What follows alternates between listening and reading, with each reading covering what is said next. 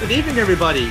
Welcome to the Nerds Are Us channel, and welcome back to another episode of Future Wrestling, our worldwide wrestling RPG that is rolling, tumbling towards our latest pay-per-view, Defiance, in a couple of weeks' time. But before we get to that, let's introduce our characters for tonight's session. On my left, according to my Brady Bunch screen, is our gentlemanly fighter who always plays by the rules and always squares up in a very nice fashion. Shakes hands, breaks jaws, all the gentlemanly stuff. James Rage, how are you doing tonight? I'm good. I am a barely tethered psychopath, but I'm an honest, barely tethered psychopath. You can't say fairer than that. You cannot say fairer than that. So, yeah, exactly. So we've seen, he made his triumphant return to the show, in a sense, last week, where he basically admitted to, yeah, sure, I nearly ruin someone's career, so what? Come on, fight me. And I'll do it again. And I'll do it again. And worse than that, he did it 3 times in a row. So he's rather impressed on that front. So we'll see what happens to him tonight. On my left then is one of our members of a roster involved in the Youngblood Tournament. That being Kira, who's playing Violet Storm tonight. Yeah, looking forward to the submission match and proving what she's got. Adding more points to her tally. Indeed, because you are currently joint top with another person on this call, which we will get to shortly.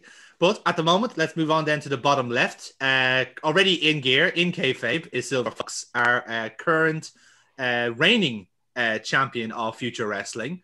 So, Fox, you've had quite a few grueling weeks of television, and boy, it's just going to get better from there, isn't it? It's like... I've been beat up and bruised and battered. And somehow I still keep winning. Yeah! Wrestling! I'm going over. I'm the booker. Oh, you're fucking not. But anyway, that being said, so yeah, Silver Fox has had some hellacious classics over the last few weeks against some non-player characters, but are all international stars in their own right. But he is perhaps going to meet his match tonight at the hands of a big monster who should be played by Dennis, but he's not here. So we'll see what happens on that front. Right down the bottom then is this RPG's answer to the white elephant, because we never seem to find them. Tony, how's it going, man? Welcome back to the show. You're playing Calpir Calvala, our very charismatic, very energetic, very vibrant Finnish person. Look at that. What's the Finnish for Orange Cassidy? Because I think you just did it. Don't ask me, I don't know. Finnish hero, ladies and gentlemen, Calpir Calvala.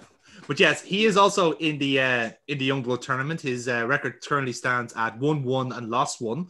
And he is going up against the other person on this call, on the bottom right, is Mr. Alan Morph, who also has a perfect record in the first group of the Youngblood Tournament, and you have quite a fun night ahead of you. I do. It's going to get rough, going to get violent, but, in order to go 3-0, I'm going to start the fight. I'm also going to finish it.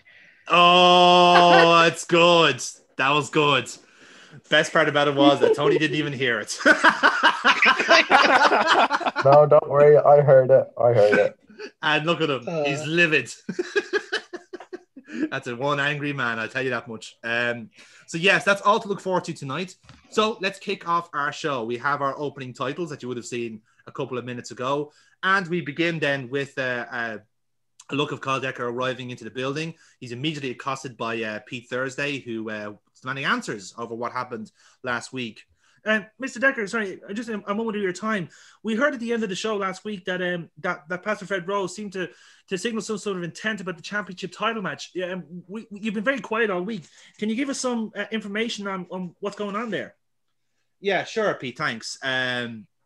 I've done a lot of thinking over the last week because we have a live special coming up in a fortnight's time called Defiance, and it's about time we named the number one contender. Now, obviously, there's a lot of candidates, but I've had to make a decision over who I think is the best suited to do that. And admittedly, I didn't like the way he did his business. I didn't like how he got my attention, but admittedly, he earned my respect in matching what I asked him to do. So I'm happy to announce that Future Wrestling intends to name James Rage as the number one contender for the Future World Championship. In fact, I'm actually just on my way now to sign that contract. So if you want to get this camera over here, we can get this on tape and we can get this official.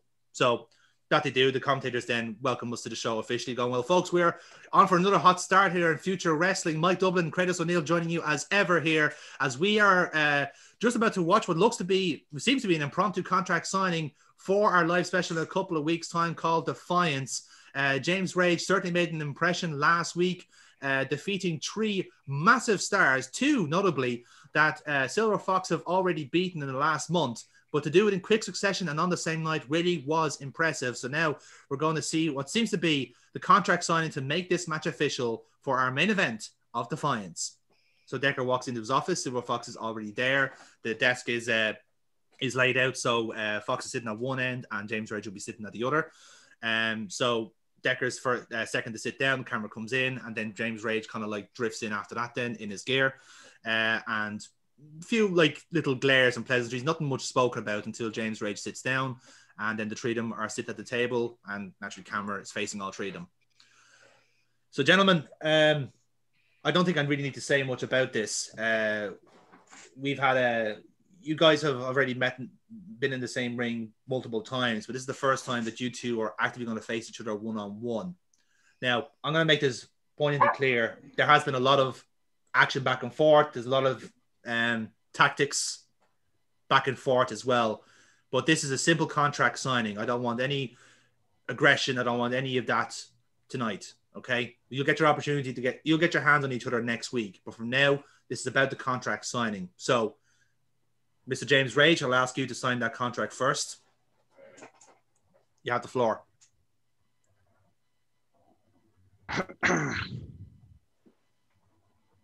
Yeah, I'm going to sign the contract. Silver Fox, I hope you know that by me signing this contract, you are now living on borrowed time. From the second you won that belt without knowing it, every second that ticks by, you come closer and closer to losing that belt. That is supposed to be an emblem of excellence, but around your waist, it's wasted. Each week you come out here and you barely survive your opponents. I did in one night what it took you a month to do. The clock is ticking, Fox. Well said. So, Silver Fox, I'll ask you to do the same thing. And please sign the contract and we make this match official.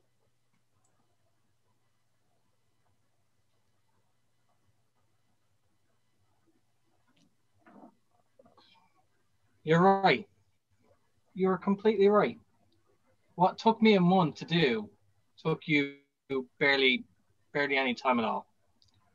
I've barely hung on to the title that I have won. I have, as you put it, I'm on borrowed time because of signing this contract. I don't see it as borrowed time. I see it as yet another challenge. Now, over the last few weeks, you say that the title is a symbol of the future. I see it as a symbol of heart and determination, which I've proved time and time again that no matter how tough an opponent is, I still come out on top. Now, I know how bad you are. I know how dangerous you are, but you still haven't faced me one-on-one. And when you underestimate me, that's how you're going to lose. It'll be your own downfall. Next week. Have a nice day. So, gentlemen, thank you for your time. So, as I said, you'll have an opportunity to face off, and I'm happy to say that in our main event next week, the team of James Rage and Cutter will take on Silver Fox and Selena. Now, this is just not any ordinary tag team match, because the winning team, whether that be your team, James Rage, or your Silver Fox, whoever wins will decide the stipulation for your title match at Defiance. So that should give you a little extra incentive to work together with your colleague, but also make sure you win. So, best of luck, gentlemen. We'll see you next week.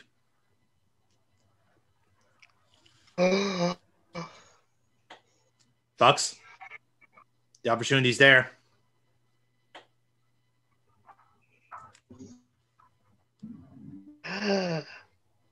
Make a parachute. Excellent. So there you have it. Lovely job. Lovely stuff, lads. Give us a roll, please, on that for that promo.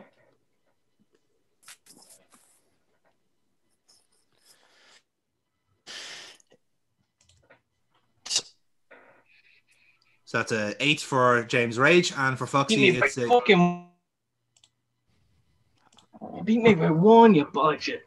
Well, it actually turns out the same, because James Rage has a -1 luck, so you both end up on 7. So it's good. So it's grand. You're both going to get a bit of momentum starting off your matches tonight. So job done there in that sense. We're going to start with our opening contest. Ladies and gentlemen, this next contest is a submission match in the Youngblood Tournament, set for one fall. One fall! With a 15-minute time limit. Introducing to the ring first. Come on, Connor Lock. Oh, I want to win. That's fair. All fair and love and war. So, introducing to the ring first, weighing in at 187 pounds, Violet Storm. Same as always, just go up and then down to the ring, hop in, and we'll sit up on the turnbuckle and wait for Connor Lock to come down. Indeed. So the commentators at this point takes the opportunity to give us a state of play in Group A, as both an intriguing situation developing between two former teammates, as last time we saw them in the ring together. Violet Storm and Alan Morph currently joint top of Group A with 4 points. Michaela Joyce then on 1 point, and Dahlia Thorne bring up the rear, unfortunately, with 0. So it's all to play for, as Violet Storm hopes to potentially take the lead of this group, or temporarily at least. And introducing her opponent.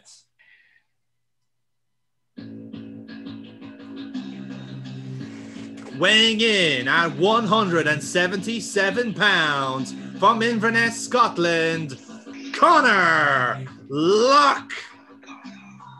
So again, he's the kind of technical whiz kid, solid wrestling background, submission wizard, as it were. So this is absolutely his wheelhouse, and that's what the commentators say as well. So folks, if there is one match that's purposely designed for Conor Lock, it is this. Submissions only. That's the only way to win. He could very well just work Violet Storm to the ground and potentially pick up his first win in this tournament. Because again, the state of play in Group B is that Conor Lock is it seems like he is last, but he's only a point behind what is a very tight group in Group B between Damon Garrick, Calpierre Calvala, Davina Laveau. Conor Lock could potentially top this group with a win against Violet Storm. So with that, then the bell rings and we are underway. So 15 minutes on the clock. Let's get this show on the road. So Kira, give us a roll. 8. That beats Connor's 6. So you will start off this match. Talk us through. Okay. Shake hand first. And go for collar and elbow tie up. Want to go for a hip toss. A hip toss. Lovely. Yep, that'll be a work roll. So +1.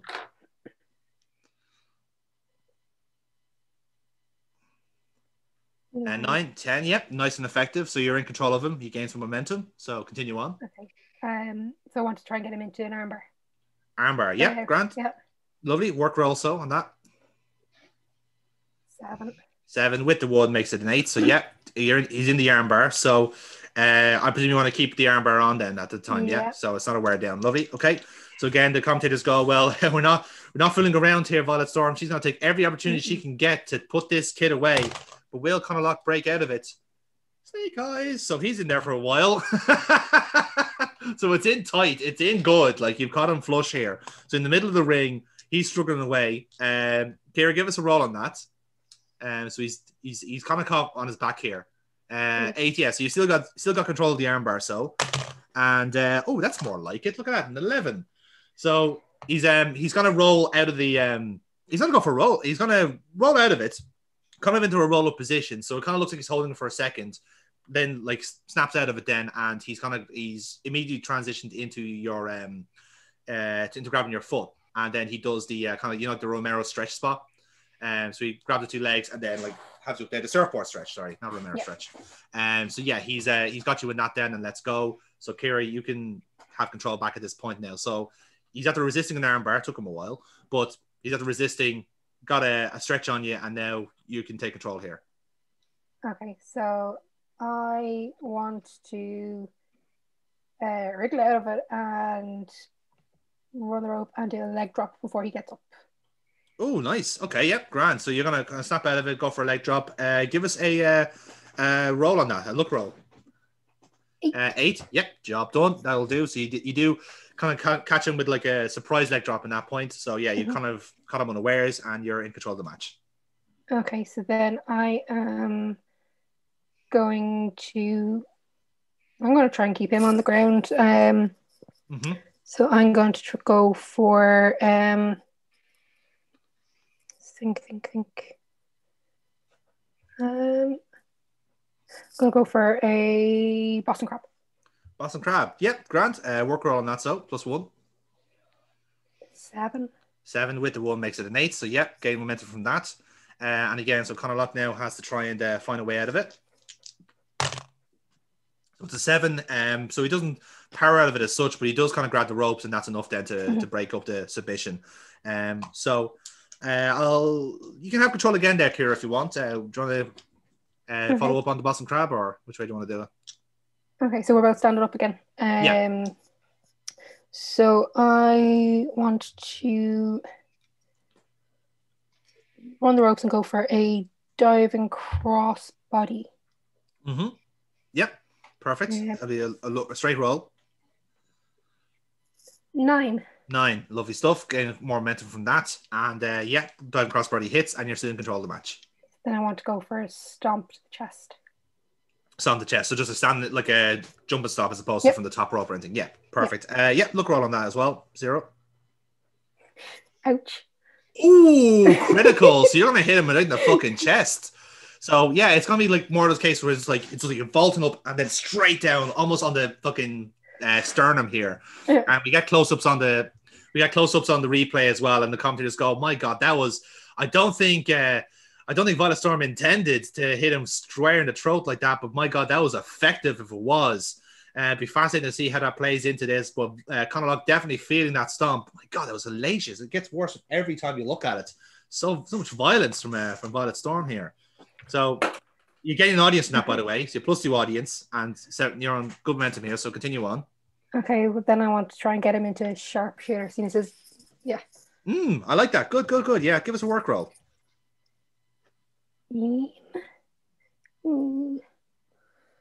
A 7, yeah. So you got him in the sharpshooter, perhaps not the tightest in the world. So this gives Connor a chance to break out, which he will take. So again, he doesn't spend long on it. He just kind of grabs the rope and leaves it there then. So you can have control again there, Kira, if you want. Okay. Right. So I want to kind of feed into whip them off the ropes into a suplex, a back suplex. Yeah, lovely. Yeah, grand. Work roll on that, so that's a +1. 6. With 6, with the 1 puts you over that, so you're gonna make the suplex work. and you're still in control then. So continue on. Okay, so then I want to kind of transition into figure 4. Figure 4. So you're going to go for figure 4 here. Grand. Yeah, work roll on that again. +1. Okay. Load. Where would you load? Here. And an 8, yeah. So you're with the 1 makes it 9. So yeah, you're in the figure 4, and then company just chime in going, well, again, the strategy has been kind of obvious from the outset here. Violet Storm looking to get a submission on early and in tight. Connor had his early scare with the arm bar, but has done quite well trying to evade all these previous ones. Can he make it stick this time? And as you can see, 10. So it's a good reversal. He's going to reverse the flow on the figure 4. He's going to reverse the flow, and let's see, can he keep it? He won't. So you're going to reverse it back. You're going to reverse it back, and it's going back and forth, rolling across the ring, and he'll roll it back again. So it's topsy turvy, and you're both going to spill out of the ring. You're both still locked into figure 4 on the outside. So it's all helter skelter here. So the referees get you separated after a while. Obviously, the count out's not going to happen. So the referees got you separated. So we have a chat. We're both outside the ring here. So what do you want to do here? Okay. I don't know. I'll go for a bulldog, and then I want to roll him into the ring. Roll him into the ring, right? So I think what Connor's going to go for, he's going to go for a shotgun drop kick to try and catch unawares. So we'll both roll for this.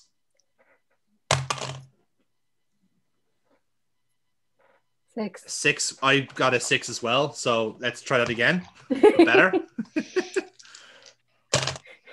7. 10. Shotgun drop kick for Connor Locke. So he gets you, he catches you unawares and like vaults. You get vaulted into the barrier somewhat. You see, Morphin is not biased at all, is he? Man, he is a natural competitor, our Connor Locke. He's showing his true colours. Yes, exactly. Not so violent anymore, are we? So continue on. I feel Anyway. bad for hitting him with the kennel stick last week. You know? I love it. So Connor Locke's going to keep control here because he's got to draw an 8 there. So what he's going to do, he's going to pick Violet Storm up, right? He's going to put you into the corner, and then he's going to grab one leg, grab one arm, and start torquing you around the turnbuckles. He's working down the spine, working down the back. So the referee gives him the 5 count, and he breaks it up naturally. Still going to be in control for the time being. So he is going to take your knee then and give it a little knock across the ring post as well. So Connor's playing a bit dirty here, but again, he needs to win. A win puts him top of his group, so it's a big deal for him. What's he going to do then? That's a good roll for Connor. So I think he is going to go for a leg maneuver. Again, he's going to go for a figure 4 around the ring post. He's going to do a Bret Hart. He's going to fucking torque that in, and he's going to start working around. Again, the referee's saying, I can't count this. My move. Yeah, Selena Kyle as well, let's be fair. She's there in the crowd going, "You're nicking my shit." So he's there, he's turking away, and then the referee's going I can't count that submission. I can't count a submission. You're outside the ring, and he's going. You can see him just going I don't care. This is a wear down. So he breaks up after a few seconds as well. Then so again, he's worked over the knees, working over the spine. You can see what he's up to, a decent roll on this one. So he's going to what's he going to do? He's going to go up to the top rope. And he's gonna you're kind of positioned now, over in the kind of the danger zone, if you like. And he's gonna return with a stomp, except you're on your back. So it's a stomp right to the lower back. Okay. Perhaps not as violent as the one on the throat, but still, it's gonna hurt. So again, he's at the picking his spot here. So what's he gonna do with that? Okay, he is gonna go for his finisher, which is the chest burster. The move that was inherited by his trainer called Decker. So it essentially starts off like a surfboard stretch. He locks the 2 legs together, grabs one arm, and starts pulling that way. So you're kind of in a crucifix position, and he starts just pulling the wrist back like that and that and that, and then sees how you go then. So you're now in the chest burster. You have a chance to get out of this then. Yeah. A 10, yeah, lovely job. You will break out of it. So you'll power out of it. So I'll give you a chance to reverse this then. Okay. So then I want to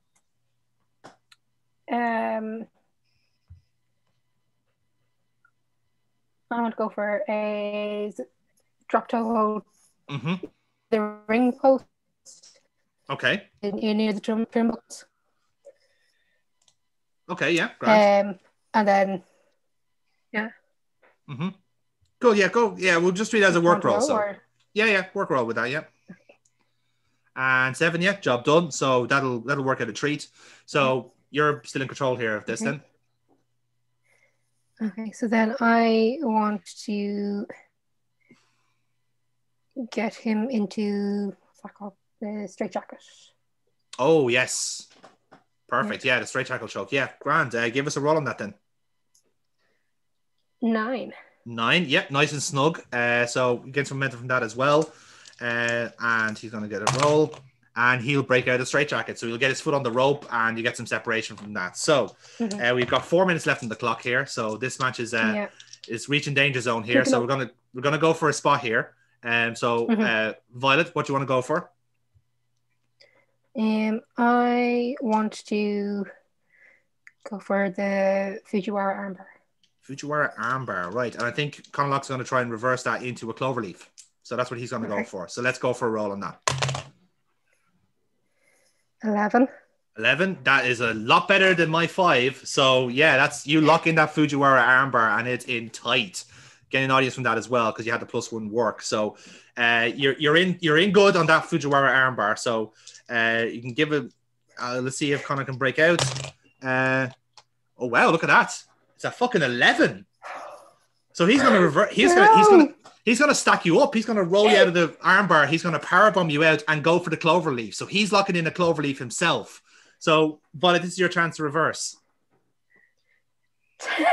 10, and you revert, and you got it. You get out of the get out of the cloverleaf. You get out of the cloverleaf. So that's the main thing. So at last end, so we've got 3 minutes on the clock here. You're going to be in control of this fire, Violet. What do you want to do? So then I want to go into the figure 4 with the bridge as possible. Oh, okay.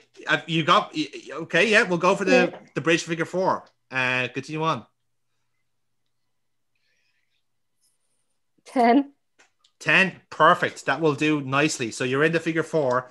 Let's give Connor 1 roll on this. Can he break out of the figure 4? Just about. It's a 7. It's a 7. No. Just about. So he reaches the ropes. Again, we'll go over the same thing now. So pick a spot. We'll pick a spot. Let's see what happens. Go back for the straitjacket again. You're going to go for straitjacket, and I think Connor's going to go for the chest burster.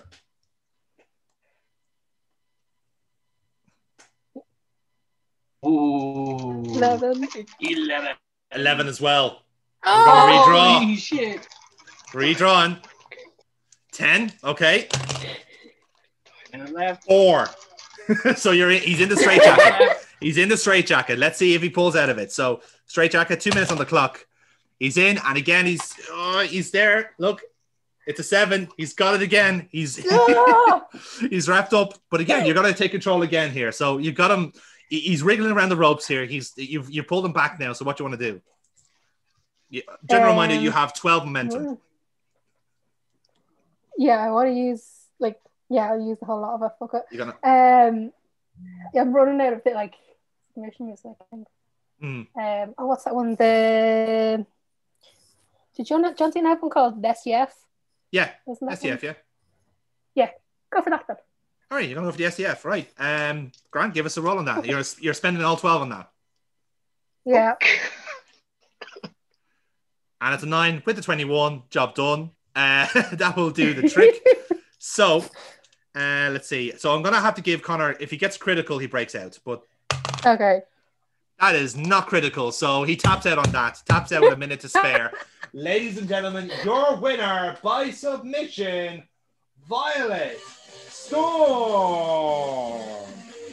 Well, folks, Violet Storm and Conalogue have pushed themselves to the limit tonight. That was a hellacious battle. Nearly went all the way to the 15-minute mark. But ultimately, it wasn't a Gale Force, it wasn't a figure 4, it was an STF that put Connor away. Just the trauma, the damage that was sustained during that match was just too much in the end. And Conalogue, unfortunately, on the losing side. But crucially for Group A, that means that Violet Storm has now taken the lead on 6 points with Alamorph now, his job is to try and match that later on tonight. So there you have it, lads. So, Violet Storm, do you have any afters after that? No, I'm just gonna walk away and say, all right, come after me. I'm All right. done with this. Straight to the camera. I like it. I like it a lot. Big fan. Big fan. Okay. So, yeah, there you have it. The commentators give us a One fall! And already in the ring, weighing in at 210 pounds from Atlanta, Georgia, Beans Morocco. So, the commentator gives us the lowdown on this guy. Well, folks, we are 40 short for time, so Beans Morocco had to rush to the ring here. But let's give you the details on this guy. This guy is an incredible athlete. He comes from a boxing background, stands 6'3", nearly 210 pounds, has got fantastic speedy fists there that you've never seen before. But this guy is a super talent. We'll see how he got on against someone from a very similar background, but perhaps not on the same level of violence as Mr. Morocco. And introducing his opponent.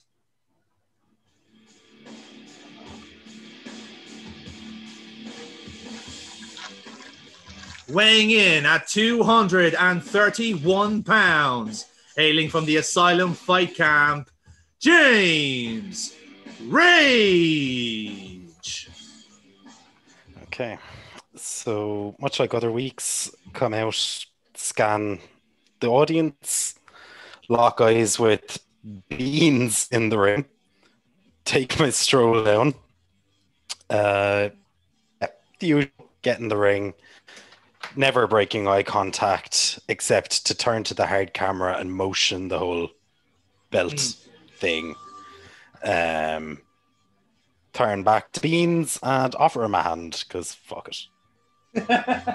Just the name alone, it's fair to say. But yes, the commentator is chiming here. The commentator is chiming here by saying, well, folks, we saw the contract signing earlier on. The match is official at Defiance. Silver Fox will defend his future title against James Rage, who has been on a path of destruction since, well, I suppose you can count Cyrus Gold in that as well.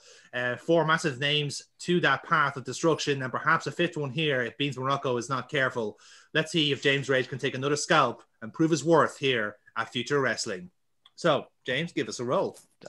Just to point out there, everyone who's shaken my hand has been choked out. Including Foxy when he was my tag partner. I've noticed it's like a Chekhov's handshake there. I like that. It's interesting. Nice little 8. And that's a 7 for Beans. So you will take advantage here, James. I wonder what you'll do.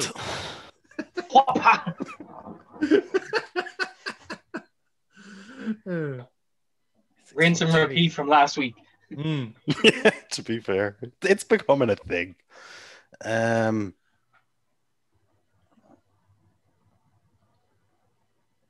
I don't really see a reason to.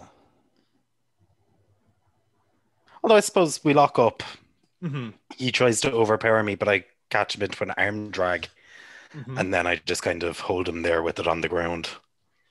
All right, good. Yeah, give us a work roll, which nice is nice and straightforward. Wrestling. Nice and basic. Barely. Yep. Job done. No, you get the arm drag, so you've got Beans under control here. So continue on. Cool. So from there, I have him on the ground. I just start raining the elbows into the side of his head. Excellent. I had to get violent eventually. Yes, we've waited a grand total of a minute. Here's your wrestling. Here's your fucking violence. No, it's not. Okay, no, it's right. Really not. All right, so what's going to happen is he's going to block that elbow coming in, and he's going to start laying with a few shots of his own. Because again, he comes from a boxing background, so he's going for body shots, left and right, and he's going to keep working the body until you get into the corner and get yourself under the ropes, so the referee calls for separation. Then, so you've got to get in a few hits against you, but again, you have the separation now, and you're back in control here. Okay, I'm up, created the separation. Kind of brush it off, kind of nod at him like, okay, fair enough. And then just charge forward with a bicycle kick. Bicycle kick, lovely. I'll treat that as a power move. So that's a +1. Woo.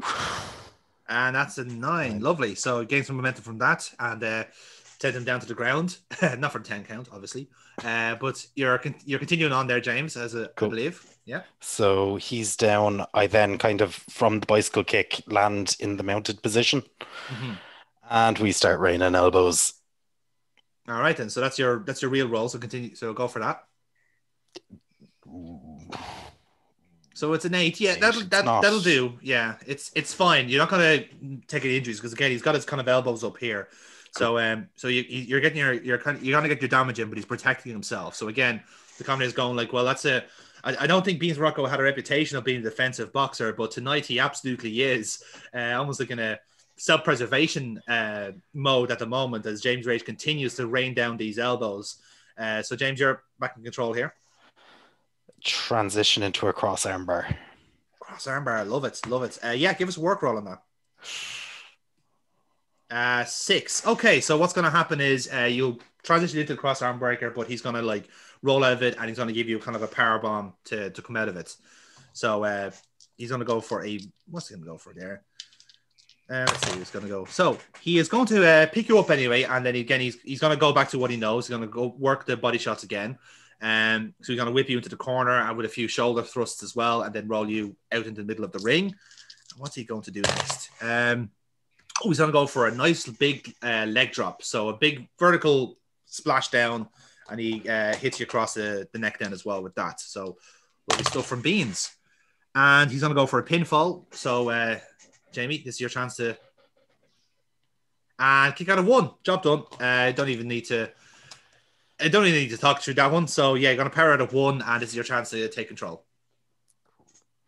The mic gone. Yeah, it's fine. Yeah, You're back. Hello, folks. Is Yes. really weird. Okay. You were haunted for a brief few seconds. The ghost of Cyrus Gold is trying to torment you. May he rest in peace. He dead? To James Rage, he is, yes. Unless he wants to come back. At which point, I'll be waiting. Okay, so I kicked out. Yes. Okay, so I get up, I kind of fall back against the ropes and come back with momentum, throwing a knee to his midsection. Lovely. That'd be a real roll. So straight roll for you. At 10, yep, lovely stuff. Gains momentum from that. And you're back in control again. Okay, I now push him back to the corner, kind of trap his arms behind the ropes, and just start laying shots into his midsection. Oh, I like it. Taste of his own medicine. Yeah, good. Real rolls on that one as well, please. Oof. 6. So again, you'll get like 1 or 2 shots in, but he'll kind of like just get you back with a jab then, and he'll take control again. And wow, I don't know if you can see that, James. That's a 12. Yes, it is. So he's gonna catch you flush on the jaw. Just wow, and there goes James Rage. Whoa! It's like, oh, hang on, we have never seen that before. Is that James Rage with a glass jaw? I don't think I'd believe that, but there you have it. He's just been caught flush with a jab there from Beans Morocco, and he's going to go for the pin. Holy shit. Oh, dear. 1. Oh, dear God. Oh, dear God, no. Say it ain't so. 2. Kick out just before 3. James Rage shows some signs of life. And let's be clear here, folks. That was not a lucky shot. Beans Morocco meant that shot to the jaw, and it really hit the mark. In boxing, that would have been a points deficit for James Rage, but here it was a very close 3 count. But Beans Morocco is going to continue on the assault. Morocco was nearly getting a title match. So he's continuing his assault here, and yes, he's going for a big splash, which he hits as well. Nice big vertical drop from him on that, and he's going to continue. Beans Morocco showing some absolute stunning momentum here as he runs a rope with a second leg drop and hits it, and goes for another pinfall. Oh, jeez. Okay. Kicks out at 1. James Ray showing some life yet again. Beans Morocco's got has done some fantastically well here against James Rage. Has been an absolute tear, but I think that's just going to make James Rage even more angry. He looks angry. And moderately concerned. Okay. So you're back in control here, James. Oh, thank fuck. How much momentum do I have? You have 5 momentum. Okay, I'm gonna need that. Yes, you fucking are. Shit. Okay, so I'm getting up. Where is he? He's. So he's have to I'm get. just have to kicking out of his. You have to kick it out, so he's kind of on his knees and he's getting back up. Okay. Then, so you have a chance to kind of So rush we're in here, both I guess. Yeah, if I can get him on the knee, just to literally sort of like a shining wizard without the run up, just grab the back of his head and ram my knee into it. Oh, that's good. Yeah. So maybe you kind of like you kicked out and then like Bean's going like, oh, what happened? And then suddenly, bam, blindside on us, like a proper sucker punch. Yeah, I like that. Yeah, give us a real roll on that. So 10, job done. Lovely stuff. That will do. So now you've after hitting him one on the jaw as well. He's feeling it. So both of you back on a vertical base here now. So you're in control, Jamie. Okay. I move in towards him as if going for the lockup, and this time instead I roll around with a spinning back fist. Ooh, love it, love it, love it. Yeah, give us a real roll on that. Cool. Can I add momentum? You can't. So I think what we'll do there is you'll hit the spinning back fist, all right, with him, and then he'll kind of just return with one of his own. So you're both trading shots here at the middle of the ring. So you have a bit of a punch up in the middle of the ring. The crowd's really starting to get into it, and then we have a bit of separation. So let's see who wins out. So we're both gonna roll on this one here, okay? Okay. So see who wins out on this little brawl segment. Okay, go for it. Well, I drew a 5, so you're going to win out on that. So you've got. Oh, thank Christ! You're taking control after this. So this is your twist. What would you like to do? Okay, so we've just done the whole hockey brawl thing. Separate. Yeah, fuck it. I come back in with the Superman punch. Ooh, love it, love it. If Roman Reigns can nick your moves, you can do the same thing. So fuck. I'm anyway. Skippy. Absolutely. So give us a roll on that then. Yes, 9. Job done. Gains momentum. Hits him with a Superman punch, and you're still in control. Okay. From there, I get back down into mounted and start dropping elbows. And before I roll, I add how much momentum do I have? 7. I add 4. 4. Lovely. So it's going to be a +4 roll. And with the 8 makes it 12. So yeah, lovely stuff. That will do. Getting an audience from that as well. So you've hit him. You've got that one kind of like proper shot you always get in. And yeah, he's feeling it. He's down the mat a bit. Referee checks on him. Look, he looks okay, and he starts to get back up on his feet. So James, you're sweet back in play here. To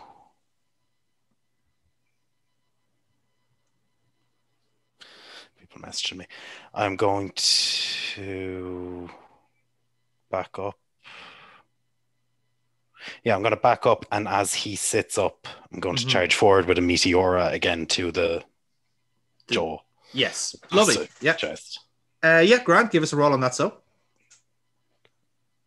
with the 8, yeah, that's grand. That works out fine. You gain some momentum from that, and you're back in play then. Okay.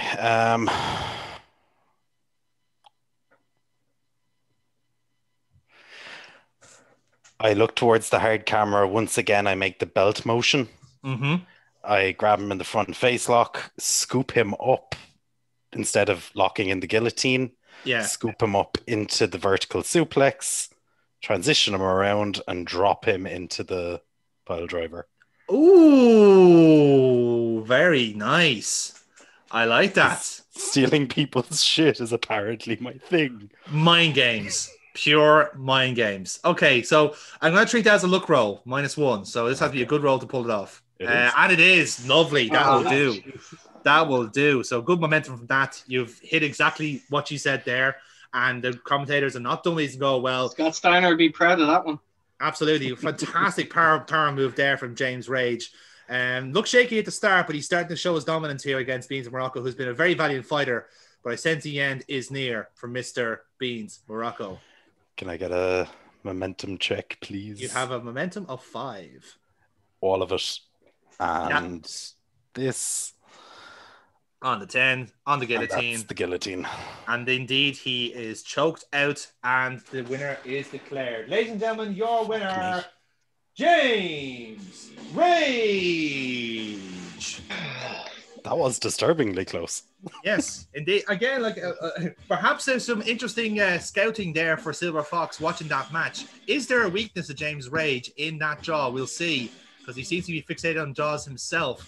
Will be quite interesting to fight fire with fire. Compensating Silver Fox for something. To be fair, both Cyrus Gold and Cutter have tried the whole ground and pound thing, and both of them have failed spectacularly. It's just you're so defensive about it. That's all. So yeah, James, talk us through your afters here. What happened? Again, just I get up, I do the whole shake his hand while he's choked out thing to really drive it home that I'm a prick. Then Then you did already. It's grand. you're too kind. No. Yeah, no, there's no need to really make much more out of it, really. Delightful. Shake the hand, roll out of the ring, walk away as if I am champ. Indeed, and again, we'll as you pop out, we see then a cut of backstage is Silver Fox watching that entire match. Interesting body language, just watching along, seeing what's happening, and kind of looking nervously at his belt here, because again, that's another win for James Rage, as the commentators remind us of the tag team match that will decide the stipulation for your match at Defiance. Which was James Rage versus Dean Morocco, which you've already done. Moving on then to our first backyard match of the night, folks. Ladies and gentlemen, this next contest is scheduled for one fall and is a backyard match for a 15-minute time limit. So we cut to the backyard arena, looking very familiar to the one that we saw 2 weeks ago. Not much has changed, except a bit of scenery has changed in the match. So, with that in mind, lads, can you give us all a roll, please? You know the drill. If you get a successful roll, you get to chip in an item for this match. You've got to wait for me. A 10. I got a 9. You got a 9. And Jerry, you got a 9 as well. Okay, I got a 5, so I'm out of this one. So, Kira, we'll start off with you then. What would you like to throw into this match? This is against, this is from Michaela Joyce versus Davina Laveau, not the player character match. Pitchfork. Pitchfork, love it. Foxy, how about yourself? Next should be saying get a torch as well as like mob mentality. Never said we don't get to use. Yes. That's a very good point. It's a very valid point.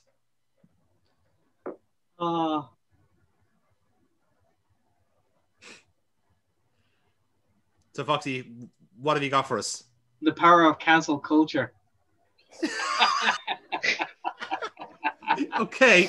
There's going to be a Twitter mob. Right. Fascinating. How about yourself, Jerry?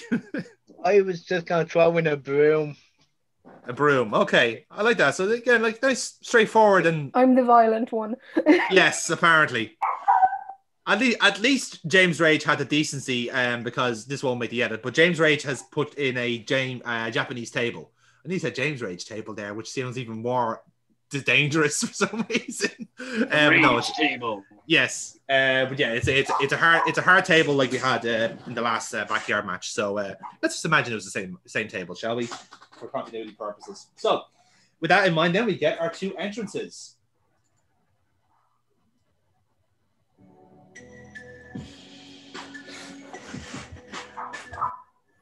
Weighing in at 167 pounds, hailing from Manchester, England, Michaela Joyce. So, again, commentators give us a rundown on her and how she's doing in the tournament. At present, she is bottom of third place in Group A, well behind the two leaders at the moment. But, again, a win here could put her back in play. We'll wait and see. On that front. So again, she's definitely not in wrestling gear this time. She's coming like street clothes, because you never know what's going to happen with these backyard matches. You don't want to ruin your one set of wrestling gear, you know, as a lot of people would attest to that. So get ready to warm up then. And introducing her opponent. Too cheap to buy a new set of gear. That's all it is. She's a trainee. Come on, people. Weighing in at 177 pounds from New Orleans, Louisiana, Davina Laveau. So we've seen a bit of her in the last few weeks. Relatively new character, voodoo themed, if you will. So she still continues this vibe going into the match. She hasn't changed her setup at all. She still has the kind of weird, like the tribal gear, barefoot, even though it's like damp grass. I don't think that she really cares about that, to be honest. And she still has the fire sticks as well. So she hasn't changed a bit. So we'll see how that goes for her in this sense. But yeah, she's quite a sinister looking character, I think it's fair to say. So she might have some interesting plans going forward in this match. So indeed, this is a NPC match. So let's see. This is the fun part because I didn't decide who was going to win this. I was going to do that based off the based off the items we had got. So yeah, I think this will work. So the match will go about 10 minutes thereabouts. So Michaela Joyce will kind of keep it relatively simple because again, this isn't her scene at all. But Davina kind of more at home, really, kind of curiously enough. So she uses the items a little bit more. So she'll kind of rely on the pitchfork as her kind of main weapon, Russian leg sweeps, and threatens to use a pitchfork on Michaela Joyce herself with like a suplex on it. Doesn't get to that point, thankfully. So then with the broom, then it's a kind of interesting then. So Michaela Joyce tries to fight back with a broom to the face, as in like the brush is like whoop, and Davina didn't like that at all. So the two of them fight on the hard table for a spell, bit of a back and forth, and then they both go for like a double clothesline, and they both hit and land on the table itself. Looks pretty sore, looks pretty stiff. That whole sequence gets gifted by the Twitter mob and say that it was terrible, which obviously debuffs them a good bit. But they recover from that, they keep in the ring then until the pitchfork comes back into play. So Davina Laveau is going to go for a double stomp on from the top. And she's going to kind of like signal for that this is going to be the end. And what happens is Michaela Joyce slides the pitchfork underneath her and she lands on the pitchfork. Bear in mind that she's barefoot. So that's a sore one. So Michaela Joyce takes that advantage, rolls her up. 1, 2, 3. Michaela Joyce wins the backyard match with that. And yeah, people are happy with her for that one, I think. It was nice and resourceful. And it's her first win in the tournament. Job done, lads. You cannot say fairer than that. So yes, the state of the table then looks like Michaela Joyce now catching up to the front runners and leaving Dahlia Thorne for dead, it appears. As for Davina, she's lost her chance now to go top of Group B, with the opportunity now laying to Damon Garrick and Calper Calvala, depending on how their matches go. So, with that in mind, lads, moving on to our next match. Ladies and gentlemen, this next contest is scheduled for one fall, and it is a standard rules match in the Nathan Youngblood Tournament, set for a 15-minute time limit. Introducing to the ring first.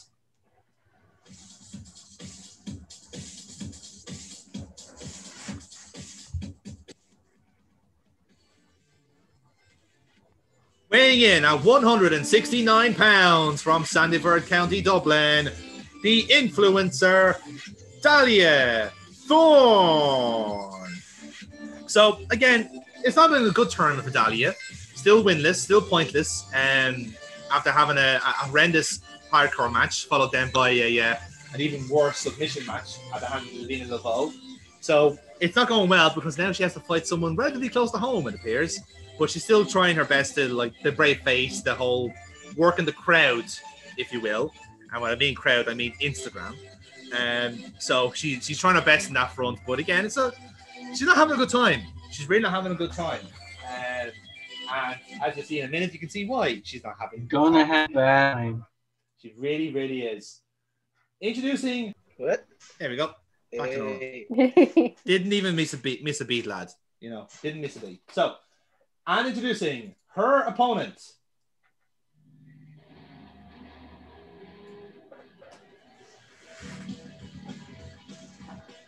Weighing in at 201 pounds from Sandyford, County Dublin, Damon Garrick.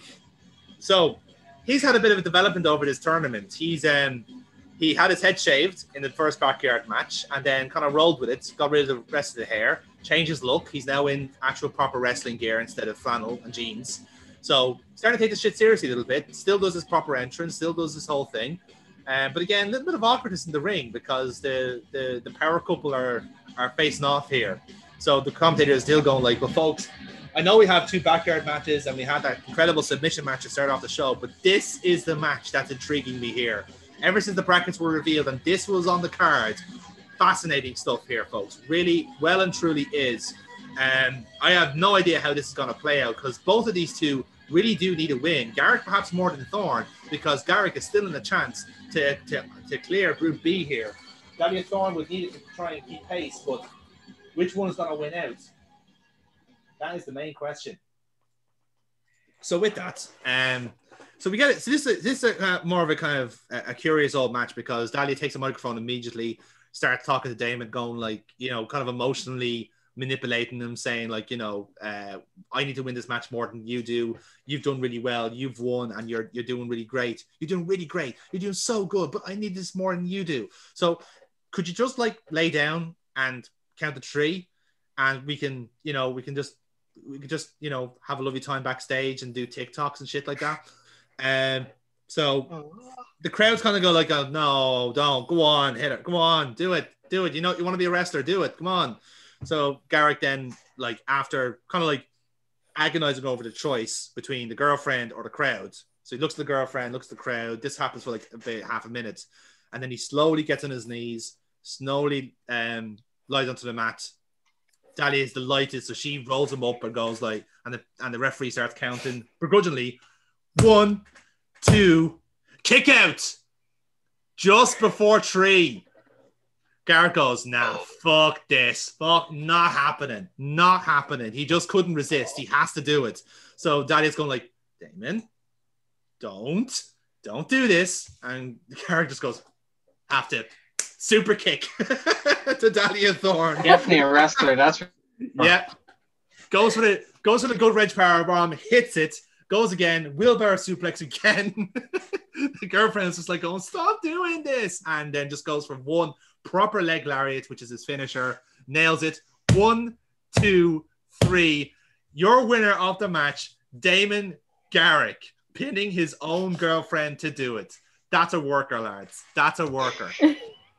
And the commentator say the same thing. It's like, well, folks, sacrifices sometimes have to be made, and all's fair in love and war. But for Damon Garrick, the Youngblood tournament meant more because this could have been his. This could be his chance at superstardom. This could be his chance at title gold. You never know. And I don't think Dahlia Thorne will appreciate this. Maybe looking back, she might think differently. But my goodness, that was a very important step in this guy's development to do that. Because again, as things stand, he now tops Group B with 1 match yet to play in the Youngblood Tournament. I know. I remember there was a promo I wanted to put in, and I forgot about it, so I can do this after. So in any case, so guys, welcome back. You may have noted that Tony has left. Unfortunately, his internet has died just before his match and his promo. He was scared. So unfortunately, he has told us to go on without him. So in that case, lads, ladies and gentlemen, this next contest is scheduled for 1 fall. And it is a backyard match set for a 15-minute time limit. Introducing to the ring first. So again, we get the same kind of scene as last time. We have our kind of like our scenery, which we'll deal with in a moment. Scattered audience across a very damp-looking grassy field, but we get our music, and out comes Calpir Calvala first, draping the Finnish flag. He hasn't changed his gear whatsoever. He's just doing the normal thing.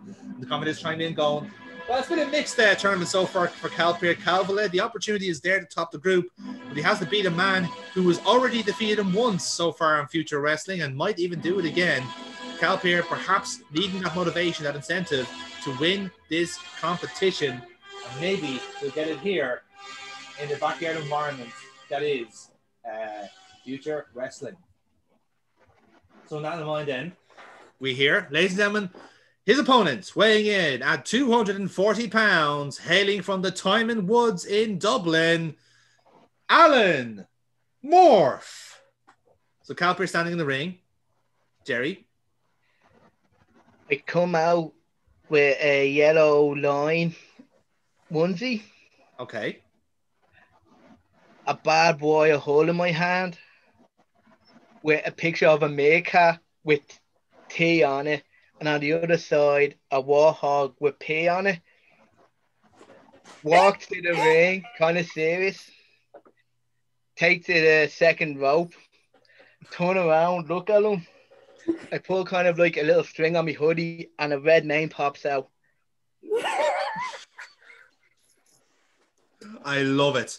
I love it. Oh, by the way, GM, you forgot to do the rolls. We will be doing that now. Yes, we are. So I love that because when the commentators go, well,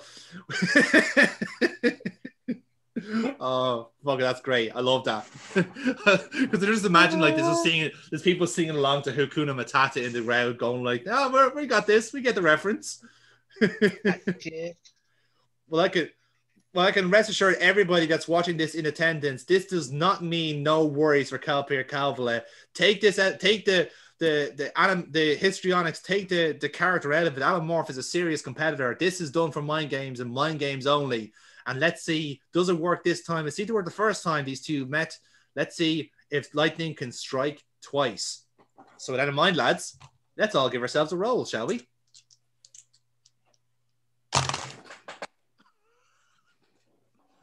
A 9. Lovely. Kira, you're on the board. Oh, Jerry's not, though. Oh, interesting. And what about yourself, Foxy? I got a 12. Good. Because I also got a 12. Boys abound. So, Kira, let's turn over to yours then. What do you want to throw in? A flower pot. Flower pot. Excellent. Foxy, let's start off with your 2. I think based off what Alan Morph is going with, how about some bugs? Bugs. Oh, I like it. It's like a bag and it looks like thumbtacks, but it's all just little cockroaches. Yeah. I'm just that meets wrestling. Yes, that's it. Pretty The much. crossover everyone was asking for. What I throw in here then? I'll throw in a ladder. Doesn't Foxy have 2? Yeah, and we're going to alternate. So we have a bag of bugs. I'm going to throw in a ladder. Foxy, what's your second? I think we shall go with a car. Car, lovely. I am going to throw in a swimming pool. It is a Fiat. Just so you know. I'll specify that Fiat, and I'll just Is like it have black and it. white? I'll have the paint peeled. Is the thing. It was black. I'll just specify here. Go here for the finish. There we go. Say no, actually, no. I won't go for the swimming pool here. I will go for. I'll go for something not too dissimilar. Oh, actually, that's an interesting one. Yeah, I'm going to go for some concrete blocks. Concrete blocks. So Someone's going to die. Someone is going to die because James Rage put forward a can of kerosene before he left. So that car is not going to last long, is it? Nope. So your toys... The king, as they say. Fucking MacGyver and petrol bomb the thing. Absolutely. MacGyver. I always knew Alan Morph was in the rad. It's nice to have it confirmed at last. So just to recap, the toys you have to play with, Jerry and Tony, if he was here. You have a can of kerosene, a flower pot, a bag of bugs, a la thumbtacks, a ladder, a Fiat, and some concrete blocks. That's what you have to play with here. So with that in mind, we ring the bell. I'm going to roll on Tony's behalf here. Jerry, you'll do the same. Let's see who wins the initiative.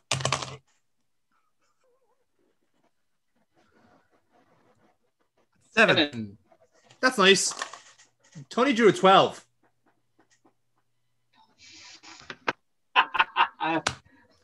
So he's gonna hit a fucking roundhouse kick out of nowhere. He's just gonna go for it. No messing. Roundhouse kick, Odin's Wrath, and he's gonna go for a pin. Jerry, roll.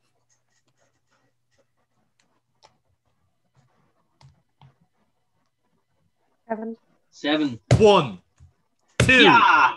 Kick out just before 3.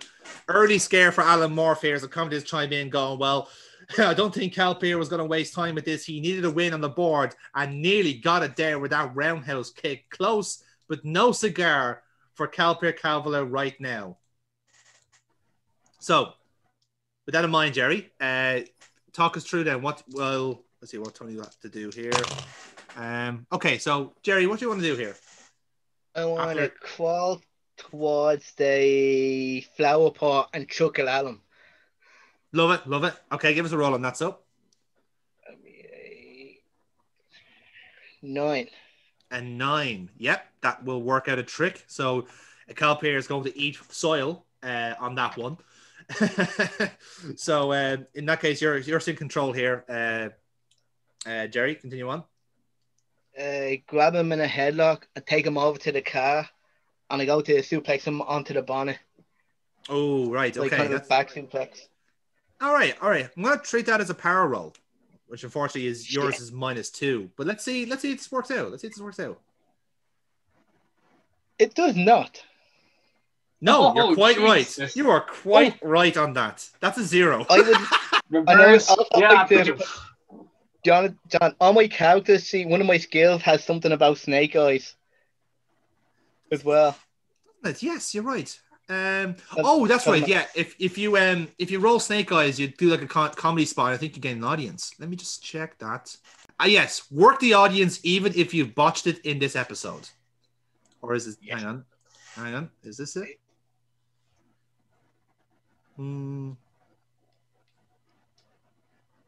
Let's see. Let's take it now. Take one look. Okay, yeah. So yeah, you can work the audience basically if you botch the episode. So basically, since you've done a botch, but you can still make it work, as in like you're doing the comedy kind of outset. So what you do is essentially you get like a +1 look for the rest of the match. Essentially, that's how it works. So you're at like +2 look now for this match, basically because you botched. Which is weird. I know it's weird logic. So anyway, yeah, you are going to botch the. Hey, so what's going to happen is you're going to try and like Yeah, I think what you're going to do is you're going to try and like you're going to kind of drag him up to the car, right? And you're going to go like I'm going to go for a suplex and go like shit. And just like Calpier is going to go, mate, lifts you up like a pop-up powerbomb style onto the bonnet and like fucking proper long live the king shit on the bonnet, which is just what the doctor ordered. I'm sure everyone will agree. So, so Tony's going to take control here. What's he going to do? That's a good role for Tony. What's he going to do? What he's going to do is he's going to let's see. What is Tony going to do with that? I think what he's going to do is he's going to take one of the concrete blocks, right? And he's going to looks like he's going to throw it at you. It seems so. Jerry, you have a chance to block this or dodge it even. 8. An 8? Yes, you just about get out of the way. So he's going to throw the concrete block at you and it goes straight through the windscreen, smashes the glass. Looks pretty cool here. So Alan Morph lives to fight another day, as the commentators chime in going, that was dangerous from Calpier. But again, this is a must-win situation for both competitors. It has to be said. So let's see what happens next.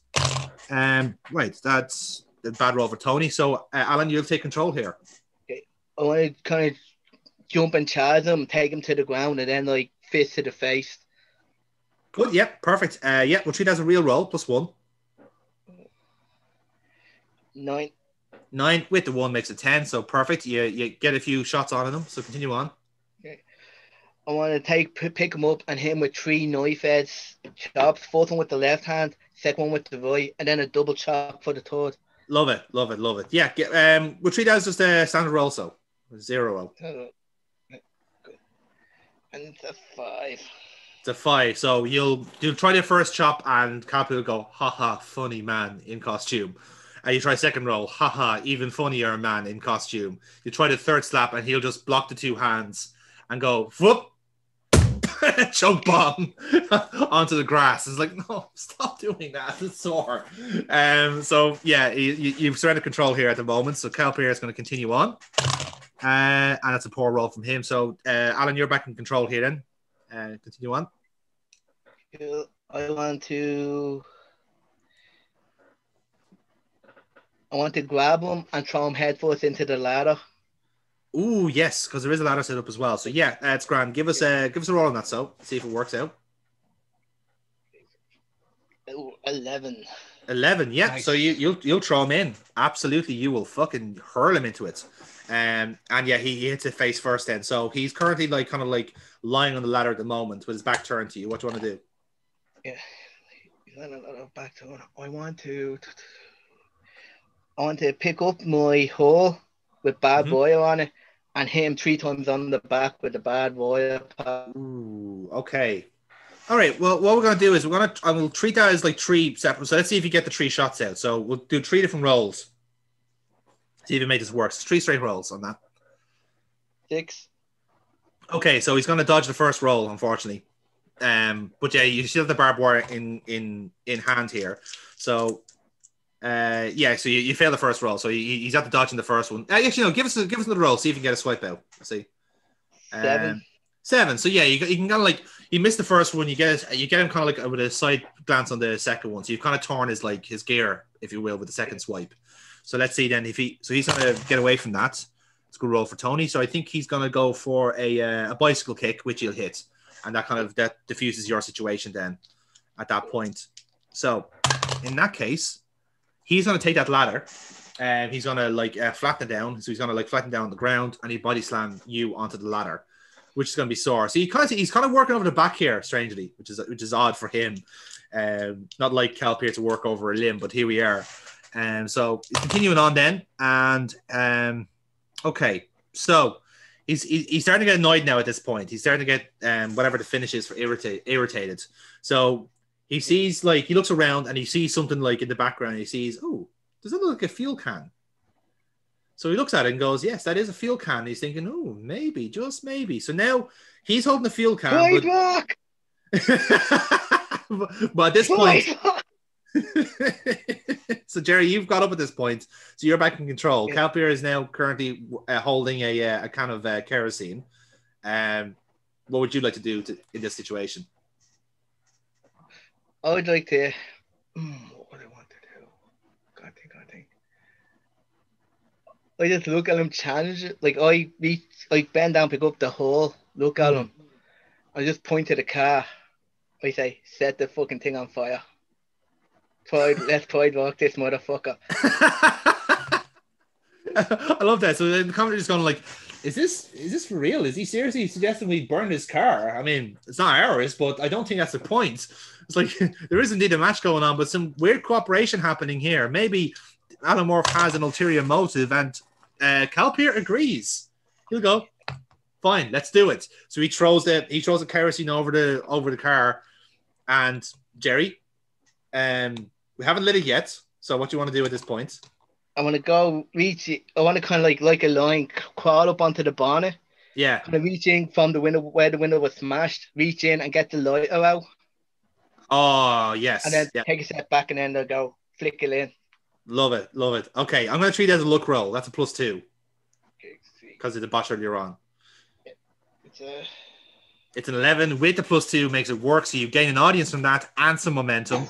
Lovely stuff. So now you, as dressed as a Lion King, or at least an equivalent, is now standing on the bonnet or on the top of a car that's currently on fire. Thankfully, it's a gimmick car, so it's not going to explode at any point. But what is going to happen is Calpy's going to go, that looks fun. So he's going to climb over the flames and he's going to join you on the top of the car. So the two of you are on the car at the moment while it's on fire. And it looks, it's a good image. It looks good. If only Tony was allowed to see this. So let's give ourselves both a role here. So Jerry, what do you want to do while you're on top of this car? I want to headbutt him, and gonna hit him with a side effect into the anaconda voice. Ooh, I like it. I like it. Okay, and let's see what Tony's going to do. Tony would like to hit you with a spike DDT. So let's go. Let's go for a roll on that. So Okay. Dun, dun, dun, dun, dun, dun, dun, dun, Oh, dun, fuck. dun, dun, dun. Like DDT. a 3. That is a 10.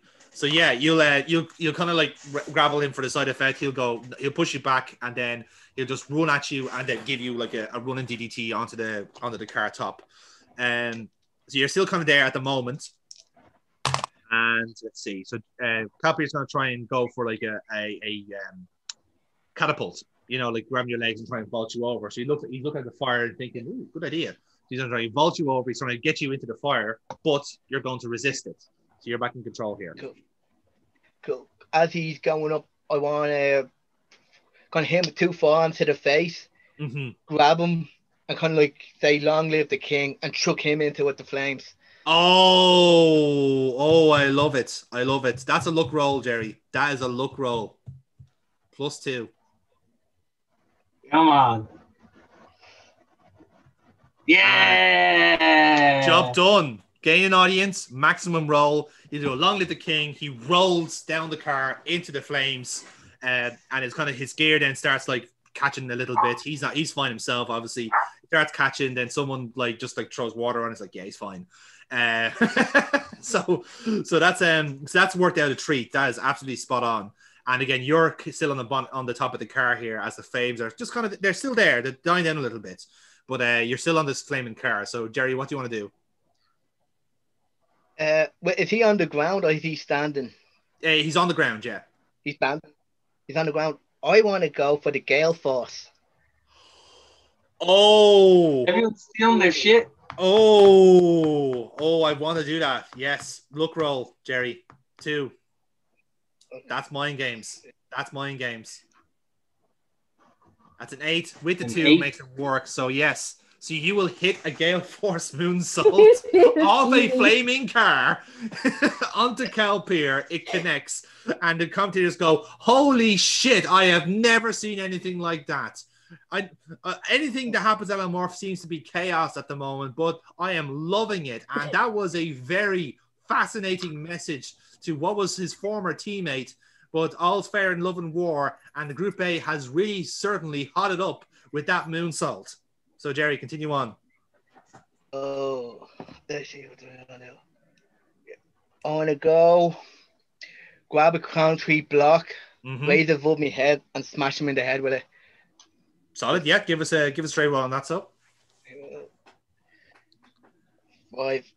A 5. So yeah, he's going to block it, and I think he's going to do. What's he going to do? He's going to do the same thing. I think he's going to take that block, and he's going to try and throw it at you instead, which connects. It's a 10. So like he'll kind of get his arm up. So like you can look like you're going to throw it. He gets his arm up. It shatters because it's a gimmick contract block. Obviously, you just take one and go whoop, and you'll get it in the chest. So it's fucking nasty. So Calpia is going to take control on this. We have 5 minutes on the clock. That's a good roll for Calpia. So he's going to go for a what's he going to go for? He's going to go for a spear, and he's going to spear you across the grass basically. This is further away from the car now at this point. So what's he going to do here? Okay, what he's going to do, he's going to roll you back into the ring, and he is going to grab what looks to be like a kind of like a straw bag of like, ooh, what's this here? And like Carper's thinking, oh, thumbtacks. I love thumbtacks. So he does it. He's motioned to the ring. He's going to go, I'm going to do it. I'm going to fucking send him down with the thumbtacks. Pours it out, and it's all cockroaches. It's all bugs. Everyone's going like... So commentator's going like, Calpier seemed to be convinced there that there was something more devious in that bag. Did Alamorph maybe change the bag? Surely not. I know his mind games go quite far, but surely that is impossible. But either way, there are cockroaches all over this ring. It's going to need a deep clean after all this match is finished. So, Jerry, you're in control here. You've been rolled into the ring. There's cockroaches now swarming all over the ring. Calpier's getting back into it. 3 minutes on the clock. What do you want to do? Slimy yet satisfying. Damn it! Fuck, you stole my spot.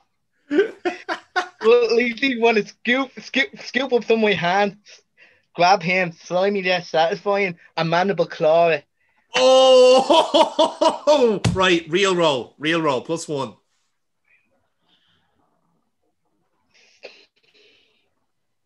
That's a 5. It's a 6. So he's going to resist the mandible claw. That's unfortunate, but it's a great spot. Like you'll try it, you'll go for it, right? But the cockers are going to go flying, and this gives you a bit of separation. Tony has 1 chance. He's going to go for Odin's Wrath, the roundhouse kick. He's going to miss it. You're going to duck it. This gives you a chance to strike. How much momentum? Do I have any momentum? You have 8 momentum. Okay, yeah. I'm going to go for my finisher straight away. All right, go for it then. So Via Panda, roll for it then. How much are you spending the whole lot? Whole lot. All right. Got a 5. Got a 5. With that makes it a 13. So yeah, you needed that momentum, all right. So let's see what happens. We'll give this 1 roll. 1, 2, 3. Ring the bell. Ring the bell. Ladies and gentlemen, your winner, Alan Morph. Wow. Wow, what a match. So there you have it, folks. The commentators go absolutely apoplectic with that. It's like, my goodness, that is the insanity that the backyard match promised. Absolutely in spades. You can't say fairer than that, folks. Absolute chaos here, courtesy of these 2 men. We've had flaming cars, we've had cockroaches, we've had concrete blocks. What more could you want from a backyard match?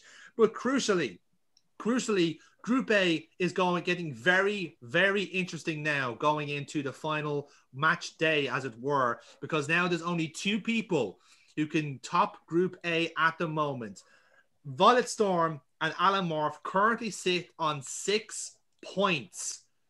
And Michaela Joyce on 3. Dahlia Thorne very much out of contention at this point with nothing. And looking back at Group B, quite an intriguing development as well, as Damon Garrick, who not a lot of people would have figured was going to top this group, is now leading with 4 points ahead of Cal Peer, who's lost 2, likewise with Davina Laveau, and now Conalock on 1. It's still all to play for in that group, but we could be very well on for a tie in that group as well.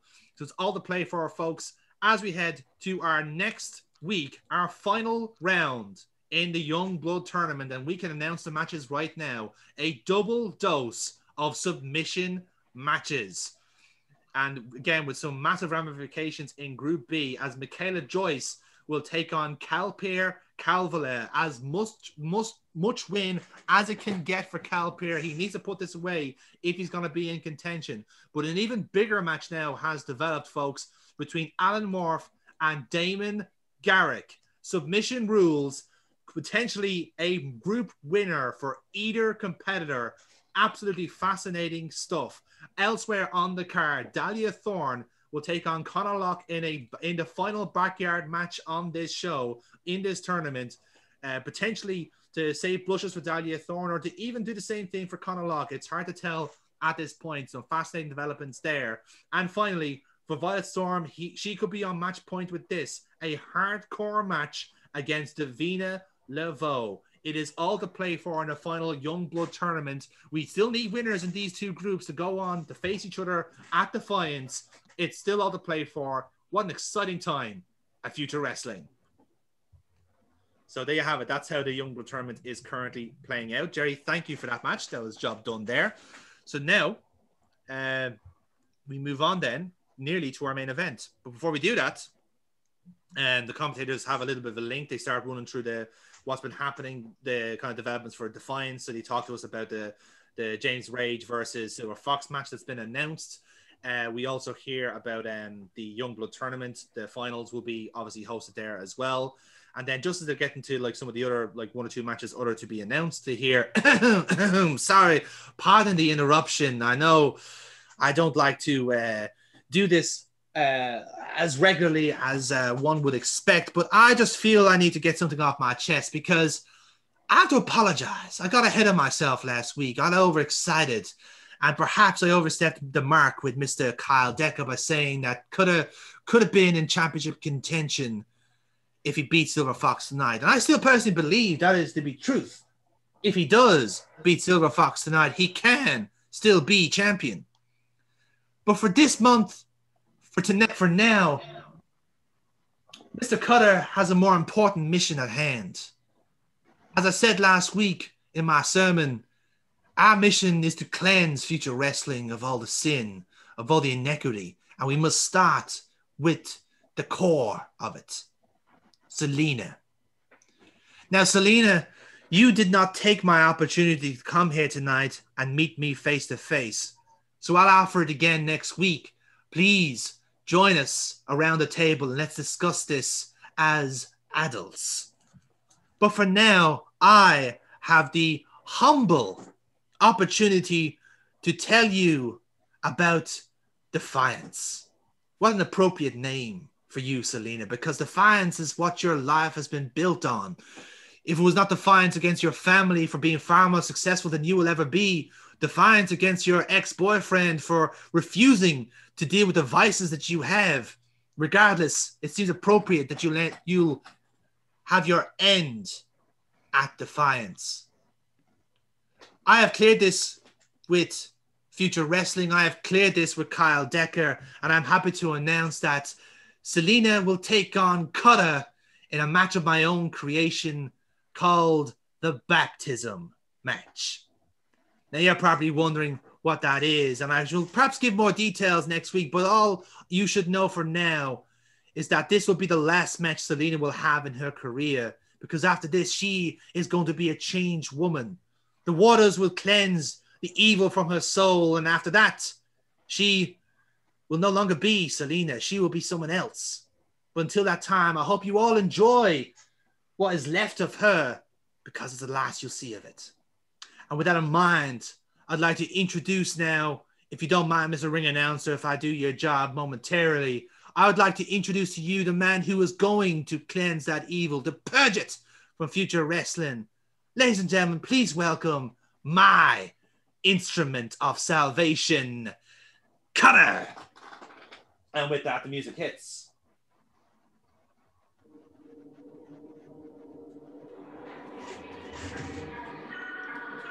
So with that then, the music hits, we get smoke into the ring, we get our lighting, and the commentators kind of recap what we've heard there.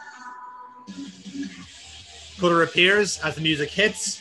Dennis unfortunately couldn't be here tonight, so we'll simulate on his behalf, I suppose.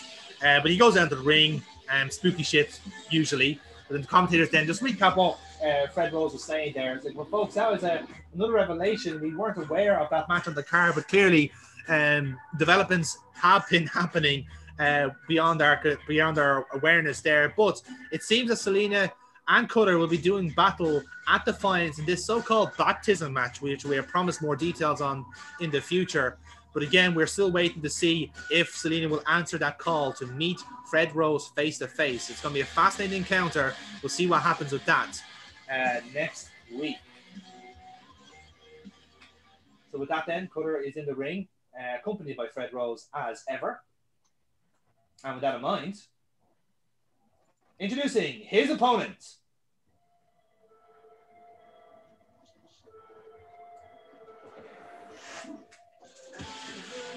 Weighing in at 202 pounds from Clondalkin, Dublin, he is the reigning future world champion, Silver Fox. So, as I come out, I'm a bit more serious, a bit more business, considering the contract signed at the start of the show. So I'm not my usual self where I'm a bit more jovial and more acknowledging, Yes. as it were. So, because I know what Cutter is capable of, and I'm treating this with as much seriousness as possible, because I consider it very important. So I make my way down to the ring. The only gesture to the crowd is literally with the belt. It's like I have it. Hand it to the referee, and I want to get going. The commentators relaying that message as well. Well, folks, that is what you call a game face. We saw it last week against Vladimir Kaiser, and the weeks beforehand, Silver Fox has been put through his tests. in the last couple of weeks, but now this could be the biggest one of all, quite literally, as he goes up against this instrument of salvation.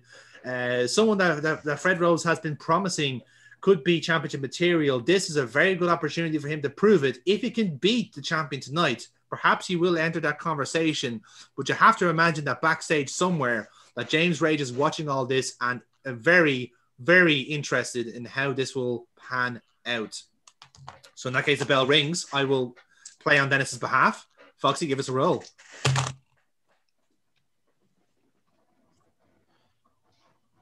9. 9. That beats my 7. So Foxy, you're in control starting off. So, start the match. We go face to face and basically size him up. Like he's clearly like much taller than me. Yeah. I take a step back, kind of look at the crowd, and I start laying into him with a few kicks to the leg. So I'm trying to chop him down very early. Lovely. Yeah. Give us a straight roll on that then. 6. A 6. So yeah, it's straight roll. So you're gonna go for the kicks, but not gonna do much damage. That gives Cutter a chance to do something on you, and he's gonna push you away, and you're gonna just get like hurled out of the ring from it. So you're gonna go. He's gonna just grab you and just throw you out from through the ropes. Yeah. And again, you're going like, ooh, that was not part of the plan. And then like Fred Rose is like, well played. He's hot dogging at ringside. So in that case, then let's see what happens here. Okay, so Cutter's then going to kind of like urge you to get back into the ring and tease you with a test of strength. Let's see, come on, let's see how good you are. So I'll give you control back here, Foxy, if you can. So slide back in again. It's like test of strength. So I'm looking. It's just like, come on, like everyone knows this is like it's his game. I do this. So what I'll do is I'll go to reach for it. I'll start messing with him because like he's much taller. So it's like I can't reach. I start jumping. No, can't reach it. So eventually I reach up. Just as I'm about to touch his hand, I start bringing it down. So I want him to sort of chase it down, like the hand. So then I put the other one up. So I start playing my game with him. So it's like boom, boom, boom. So eventually he's getting pissed off, but like I draw him down, enough that I move my hand out of the way and give him a stomp on the hand. Oh, nice. I like that. Good. Yeah, I'll treat that as a real roll, which is a straight roll. But yeah, I like the spot. That's pretty good. Oh, Jesus Christ. Just for a fucking... come on. 11. Lovely. That will do the trick. That will do nicely. Yes, sir. You will stamp that stamp that hand. Cutter goes, no, not my hand. I need that to chop people. That's my embezzling hand. That's his communion hand, you swine. That's my harassment hand. So Foxy, continue on. So like stomp on his hand. He's a bit stumbled. I grab him in the headlock. I'm trying to take control, and obviously he's gonna like send me off, like, and he's gonna give me a shoulder tackle. So we're going into the international from that. Lovely, so, yeah. Shoulder tackle. he goes. I want him to go as if he's gonna run. As I'm jumping up, like he only takes a couple of steps away, not enough to hit the ropes, but he takes a couple of steps, stops himself, and I want him to swing the line, like thinking that he's being smart. Yeah. So swing the line. I'm hoping to duck under it and start running the rope myself to get a bit of momentum going. Okay, yeah, Grant. We'll treat all that as a work roll. So you're just kind of like you're just kind of maneuvering him with agility there. So yeah, it's a work roll in that. 9. Yep, perfect with the +1. So so you're still in control here. You're running rings around him at the moment. Continue on. I duck his line, run the rope. He misses a back elbow. I'm going to spring off the rope. I'm going to go for so from the spring. I'm going to spring for a big crossbody from the springboard. Okay. Yeah. Ground, give us a straight roll on that. So. Yeah. 7. Yeah, hey, you're gonna hit the crossbody. You'll catch him good on this one. So yeah, he takes it to the mat, but he's quickly back up. Then, so continue on. Yeah. Crossbody bounce. I know that's not gonna keep him, so I'm gonna run while he's still there, like he's getting up. I'm gonna go for the spring meteor. Okay. Just to try and get him back down again. Yeah, perfect. Give us a straight roll on that. That'll be on your luck stat. An 8, yeah, deadly. You'll hit the Miniora and you'll get down to 1 knee. Yeah. Put him down, then Meteor. I roll toward the corner. I'm gonna try and charge at him.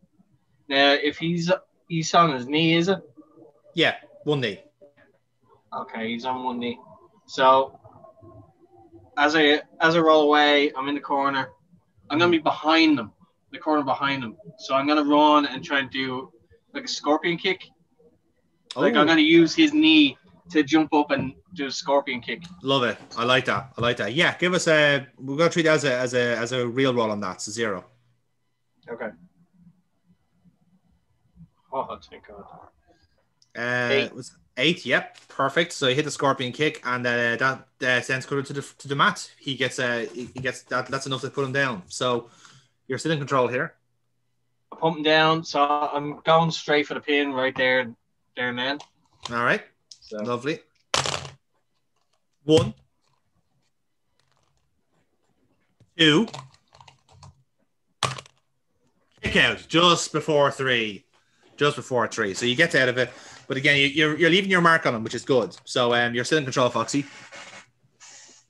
So he's still on the ground. So I'm going to go for my knee drop roll into a senton, a flip senton.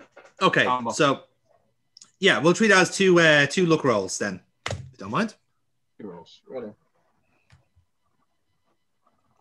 An 8. So that's the knee drop. And then for the senton.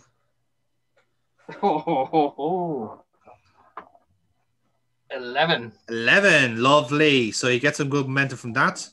And yeah, that will do the trick, all right. So good senton on that, and you're still plenty of control. Confidence going like, well, folks, this has been a very impressive outing from Silver Fox so far. Took the initiative early and is still quite comfortable in this contest compared to the hellacious beatings he's taken the last couple of weeks. He's definitely been more focused, ready to go for this. Perhaps knowing that he has James Rage on the horizon, has perhaps refocused his efforts and is now looking to try and put one on this big guy, Cutter. Let's see how he continues on. So do the flip senton. That hits. Roll up. I'm going to do the line salt from there as well, just to continue the combo. Lovely. Yep. So give us a roll on that then. Early.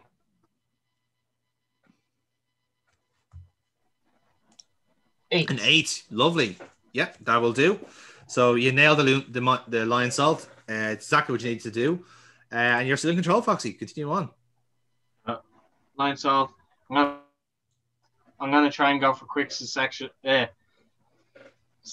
of pins. There you go. Okay. So let's see how that goes then. So you're gonna go for and that Cutter kicks out at 2 on that one. And you want to go for another pin, is that it?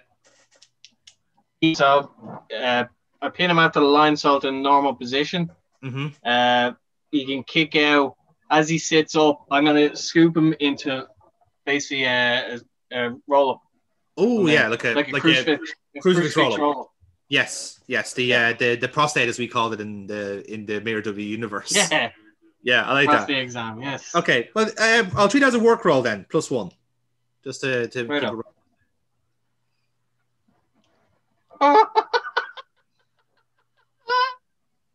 That's a critical roll. Okay. That's a very good fucking roll. That's a fucking cracking prostate exam, that is. All right, so that's fucking right in there. Okay, let's see how it goes. 1, In there, 2. nice and deep. Oh, just about. Look at that. 11. Kicks out just before 3. Nice. Very nice. You had to counter one critical with a critical, but Cutter, that was close, and the commentators say that. It's like, Yeah. It was a very snug roll up there from Silver Fox, not wasting any time, not letting the big man breathe, and Cutter really had to work for that. I thought it was over, but clearly not. Silver Fox still in control of this match. Boom. So, like, Crucifix doesn't work, so while he's on his knee after kicking out, I'm going to a Magistrar roll up from there. Okay. So continuing the combos. Yeah, I like it. Yeah, work roll up on that then. Roll, sorry, not roll up. Before you didn't slip. Shut up, Kira. You didn't hear anything. You heard nothing. Edit that. Edit that. That's the end of it. Oh, that's a 4. Okay, so you're gonna go for that roll up, and Cutter is gonna go, haha, cute. Grabs you, and let's say, yeah, he's gonna go for a big ass power bomb, but you will have a chance to reverse out of it because that was a pretty nasty roll there from Dennis. So he's gonna kind of just grab you. You're kind of in that power bomb position, and you have a chance to get out of it. Yeah. So if it's powerbomb position, I'm going to try my Dragon Rana pin. Oh, okay. Yep. Work roll on that. +1. That'd be a 10. With the plus makes it an 11. So yes, that is a lovely, lovely Dragon Rana into the pin. Will Cutter kick out. 1, 2, kick out. Comfortable kick out of 2. So yes, to confirm that was an 11 he got there. There you go. Better. Yes. So nice and comfortable there. Again, the commentators remarking that like Cutter just has not been in this match. Silver Fox has not give him a chance to breathe almost with these fantastic pinning combinations, this fantastic athleticism on display here. Cutter cannot get into this match at all. Silver Fox, a champion's performance, you might say, if you want to pardon the pun. So Foxy, still in control. So after the Dragon Rana, I want them to feed to the corner, so I'm going to go for my running knee bulldog combo. Mm-hmm. Cool, Continue with the combos. Grant, give us 2 look rolls then. I know. So 7. So you hit the running knee.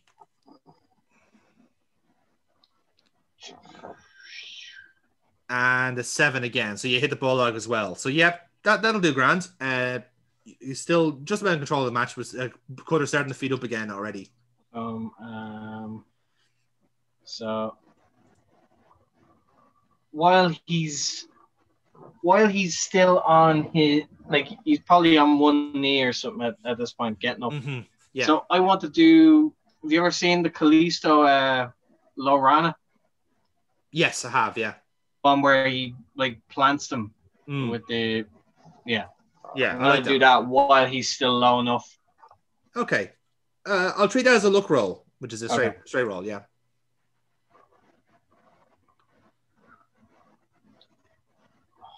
Die. Oh, 6. Okay. This is where Cutter's gonna get good because you're gonna go for the low Rana. He'll kind of push back out of it. So you're kind of in this weird tree of woe position on Cutter, basically. So he's gonna start standing up and your legs are kind of like locked around his neck, but he's just kind of holding you like that, right? So you're kind of in this weird position where like you're upside down and he's holding you by your legs essentially. So at that point he's gonna go. He's gonna like just get his neck up and go whoop, and that just like vaults you up into that kind of like position, and he grabs you with the choke bomb and hits you with the choke bomb. So it literally was like just like deadlift with the neck and then straight down with the hands at that point, and everyone just went, oh, that was serious. That one looked like it hurt. And Cutter is not going to relent on that. He is going to grab you again. He's going to go for a buckle bomb. So he'll grab you, throw you to the buckle bomb from halfway across the ring, and it's going to hurt naturally. Nasty stuff. Fred Rose going, yes, this is it. This is what we needed to see. and continues on, and he's going to go for a clothesline, and he'll hit it, and he's going to go for a pin. Foxy, you have control here. Oh, snake eyes. 1, 2. Oh, thank Christ. Oh, fucking Kick hell. out just before 3. Holy shit. That could have gone in a very interesting direction. Oh, fucking hell. Oh, boy. Oh, man. Booking the champion is fun, isn't it? So, Foxy, continue on then. I'm gonna give you control on this one. So, yeah, he's after hitting that. There's a bit of separation. Mm. So, if he is going to be... He's going to be trying to go after me. So, I want to basement drop kick his knee. Mm. Like with the start of the match where I tried to chop him down a bit. It wasn't working. So, I'm going to try now to really work on his leg and bring him down. Mm. Hopefully, if he goes down, he'll be probably on the ropes. So maybe a 619 attempt. Okay. Well, let's see if we get down to one knee first. So give us a straight roll on that first off. 8. 8. Yep. So that's going to work out. And then you're going to go for a 619. So that's going to be a luck roll straight again. Oh, no. Snake eyes. Oh, you're going to miss the 619. That's a botch. Yeah. So you're just going to lose grip on the ropes and you're going to crash and burn. And everyone's going like, oh, that's unfortunate. That is a shame for Silver Fox. And that completely changes the context of this match now because Cutter is already outside the ring.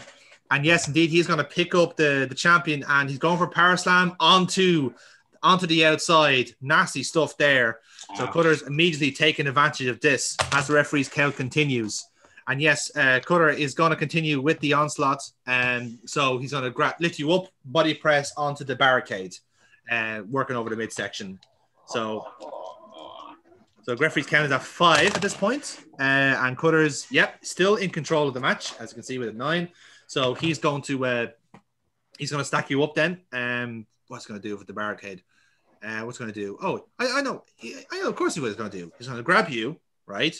And he's just going to go right into the crowd. Third row. Just like into the crowd, no problem with that, and he rolls into the ring. So, the count is at 7. Foxy, give us a roll. Oh, Jesus. So, that is 9. A 9. So, you are going to break the count. You're going to survive the count. So, talk us through it. You have a couple of... The referee checks on you to make sure, and then he resumes the count. So, Cutter's in the ring here, and he's like getting... kind of pep talk from Fred Rose while this is happening. So they think they got the count of victory, but you're going to be in the crowd. Yeah, I'm going to be in the crowd and hold my ribs because that barricade one really hurt. And it's definitely going to show. I see it's like 7, 8.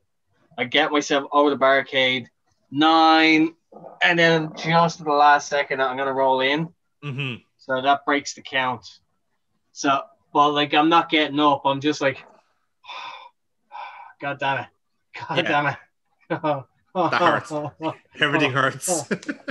Everything hurts.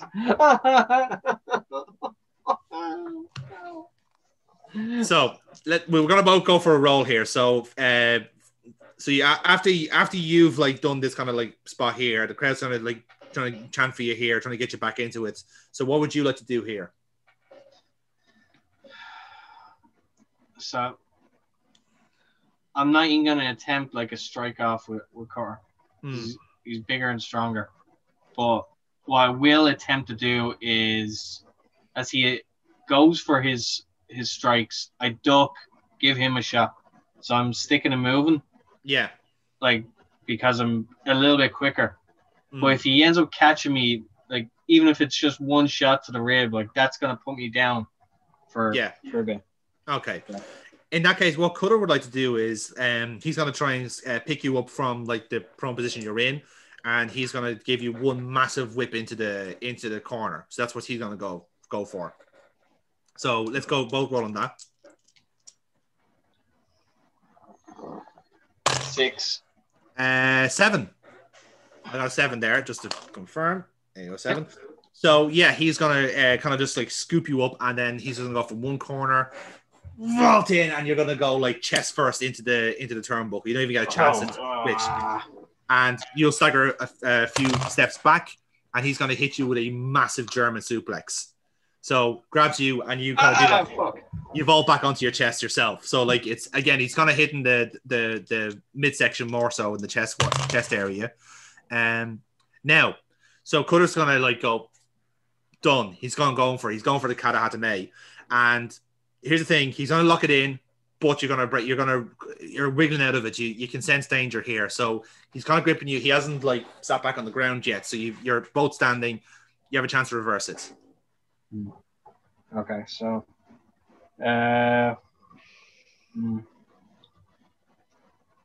if he's going for the Katahajime, then he could lift as he goes to lift me, like because he's trying to like get me off the ground. Anyway, so as he goes to lift me, I could counter him with a quick arm drag.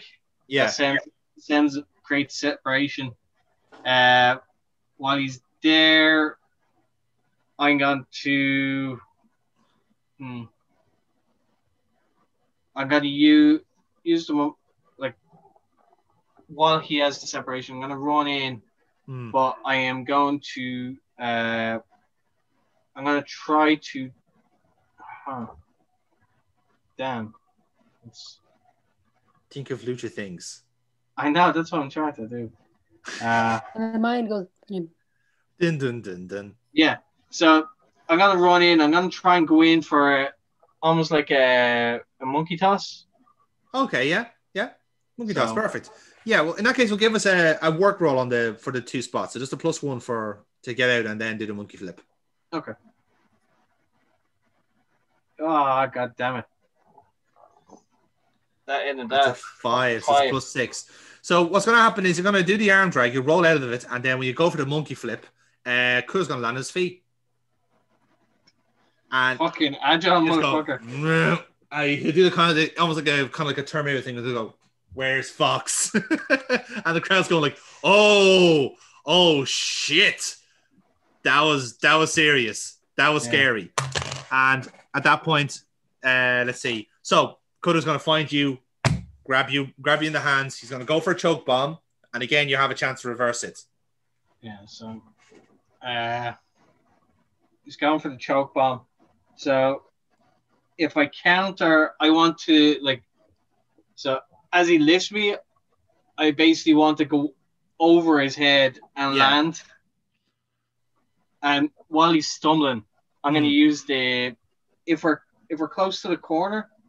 So if I land on my feet, I want to spring off the middle, jump backwards, and give him a big rana. Oh, yeah, perfect. That'll do. Yeah, give us I'm going to treat it as a work roll, +1.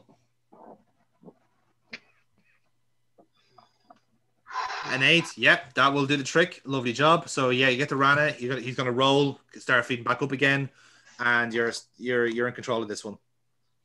So hit the Rana while he's getting himself up. I'm going to go for a spinning wheel kick.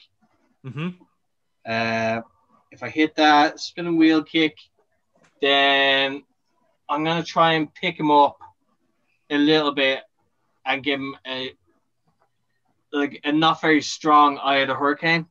Yeah, on there. So, okay. Well, in that case, then we'll treat out first the spinning heel kick first as a real roll, and then with the eye of the hurricane, I'm going to treat it as a power roll. So, you bollocks. 3. So that was for the spinning heel kick. So he's going to grab your foot, and what's he going to do with that?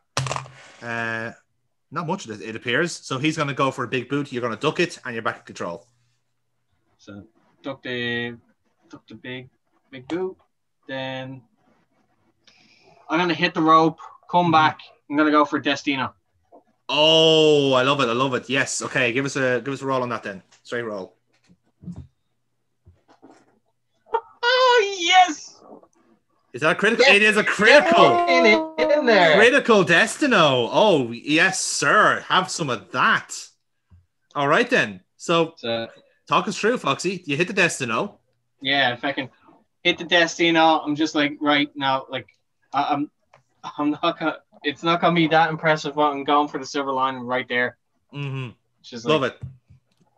Okay, yep, give us a roll on that. Yeah. Would you like a momentum check, Foxy, by the way? Yes, please. You're on 16.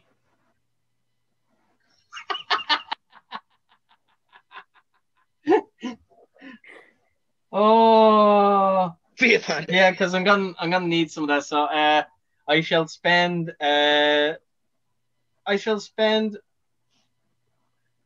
fucking give me 4. 4. I'll spend 4. All right, cool. We'll do that then. So you spend 4 on the silver lining. You roll. And I got a 6. You got a 6, which the 4 makes it you're going to hit the silver lining. So let's give Cutter a chance here. 1, 2. Kick out. He kicks out just before 3. But you're in control, Foxy. You're still going to be in this. Yeah. So silver line number 1 doesn't work. So I'm going for number 2. All right then. Okay. Again, your momentum's at 12.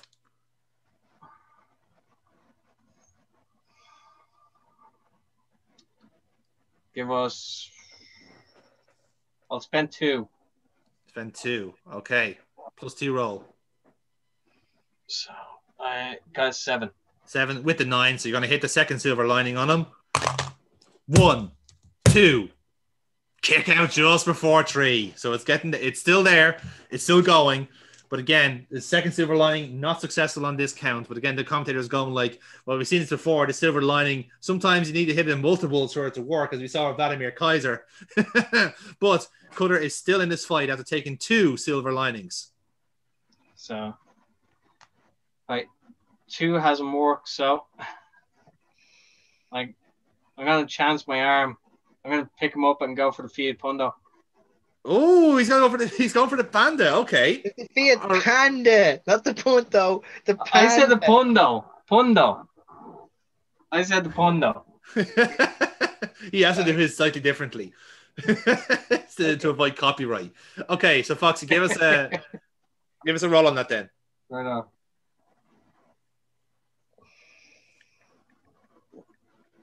That's 10. You hit the panda. You hit it. He goes down. Let's see what happens. 1, 2. Kick out just before 3.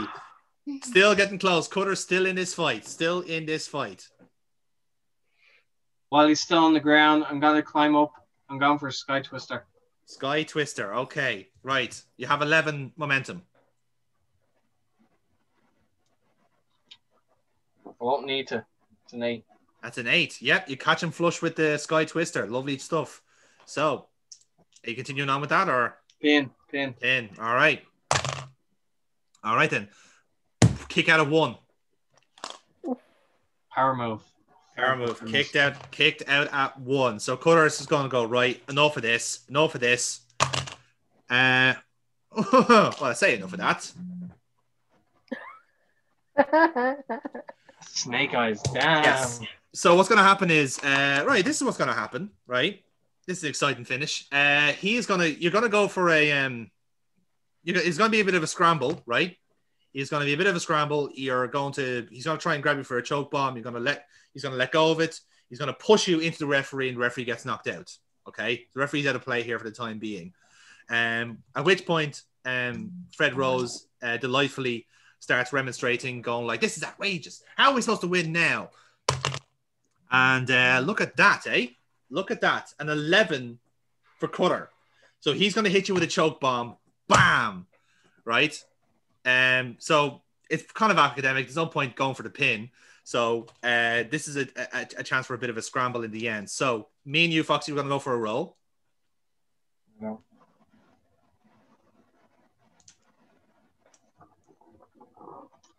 Seven. A 7. And Cutter gets a 6. So you're going to be in control of this one spot here. So you have to hit me with the choke bomb. he probably go to pick me up. I'll slide down. I'll go for the silver line once more. Going for the silver line once more. Okay, give us a roll on that then.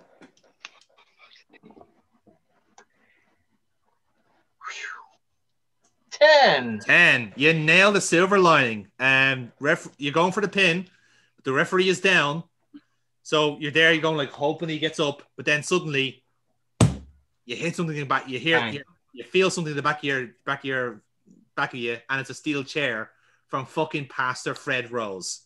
He's taking his chance. He's interfering for his client, and he hits you once with the steel chair, and you're down. And he starts motioning to Cutter. Get him! And just when you think it's all turning badly, you hear this music in the background and thinking, hang on a second, that's who I think it is. That's Selena's music. Well, she's not here tonight. What's going on? So this immediately goes, Fred Rose goes, what's going on here? So he takes the steel chair. He starts like limp, because again, he's still got the walking stick. He remembers what happened last time. So the music's playing, the commentator's going, well, I don't see her coming out. Like, I mean, last time she was fairly quick with the run in, but I don't see her coming out here. Fred Rose isn't happy about this. He is heading to the back with the steel chair in tow and leaving Cutter behind. Fred Rose is incandescent with rage here. He thinks Selena's in the building. So with that then, the music's still playing out a little bit, still drifting out until we get Cutter and Silver Fox back in the ring. So both men are down. The referee's starting to feed back up. It all comes down to this. This is the finish. So we're going to go for a roll. Foxy, you have substantial amount of momentum, so I think fate is on your side here. Let's see what happens. Cutter's on a 6. Can you beat a 6? Oh, I don't need to spend momentum. Yay! Go! They're fucking in there. So what's going to happen? Talk us through it. What's going to go down? So, referee's back in. So it's still a bit groggy. Mm-hmm. We're both getting up. Cutter is gonna try and lift me for the choke bomb. Mm-hmm. We're both still very weak, but I'm gonna use his momentum against him and fucking cradle him up with a big small package. Excellent. And the referee is there to go 1, 2, 3. Ring the bell. Ladies and gentlemen, your winner. Simple. The future world champion, Silver Fox. So the commentators help you out here and go, well, folks, again, the fighting spirit was on show here. Take this Selena distraction out of it, whether that was indeed her or not. It took Fred Rose out of play, so perhaps that you could claim an assist on that one. But either way, Silver Fox has come out victorious in a match he really did need to win to continue his dominance, to show that he is that champion he claims to be.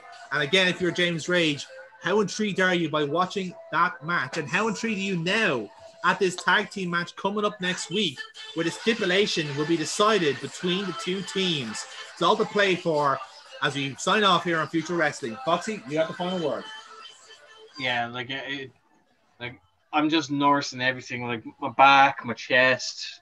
I'm just like, I'm in pain, and it shows. But like, obviously, I had the belt there, but I'm just like, I don't look like a champion for this one. I really don't.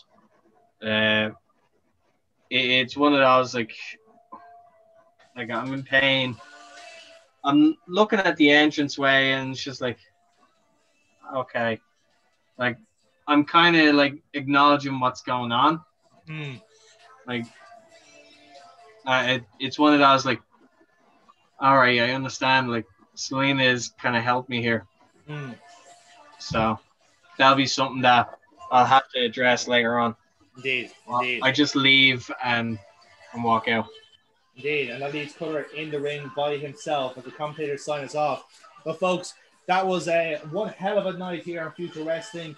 Massive developments in the Youngblood Tournament, massive developments in the title picture, and indeed in this captivating story between Cutter and Selena. We have one more show to go until our live special called Defiance. we'll have our final round of the Youngblood Tournament and decide who will top both Group A and B. Could we get a tie in both groups? It is entirely possible. We'll see what happens in that. We'll also see what happens as Selena confirmed tonight, hopefully, that she will go face-to-face with Pastor Fred Rose. That promises to be a fascinating encounter, to say the least. And, of course, the main event with massive title ramifications. The winning team of Silver Fox or James Rage, paired up with Cutter or Selena, will decide the stipulation for that future world title match. It promises to be a massive show, ladies and gentlemen. We'll hope you join us for that again on Future Wrestling. We'll see you next week.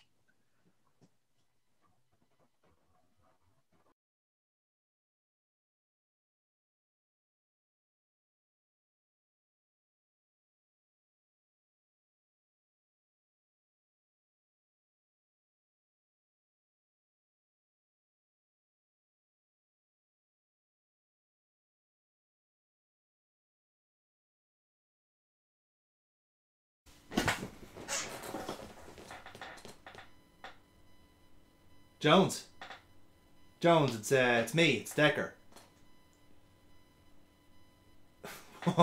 Well, calm down, mate. I'm not. I didn't call to pick a fight. All right. I just wanted to talk things through about the 7th. Yeah, no, I completely understand that. I'm not blaming you for any of this. All right. I appreciate it. I haven't had time though the last couple of weeks to just sit down and talk things through. Okay, so that's why I wanted to call. I'm not blaming you for what happened, all right? Yeah. No, I get that. You're working off information. You thought it was from me, and yeah, it was a bit of a mess. But like I said, I'm not blaming you for that. Myself and Rose have kind of talked it over, and we're both sharing the blame on that. Yeah, it's a long story, but basically Rose thought we were going one way with it, and we ended up going a different way, and he just didn't get the memo, basically. Yeah. No, that's why I'm calling you, because I don't want you thinking that I'm blaming you for anything like this. All right, that's fine. So, yeah. No, I appreciate that. I really appreciate that. So, just to be clear, you're totally okay with this program with Lisa then, right?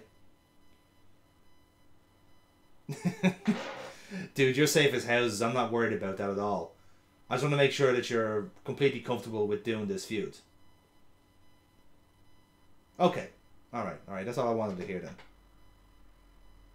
Right. Well, I'll let you get back to it then. Cool. So, just so we're completely clear here, Ryan.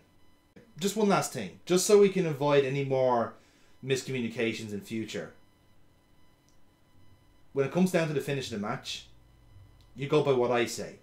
Not Rose, not anyone else. My word is final. Are we absolutely clear on that? Good. Okay.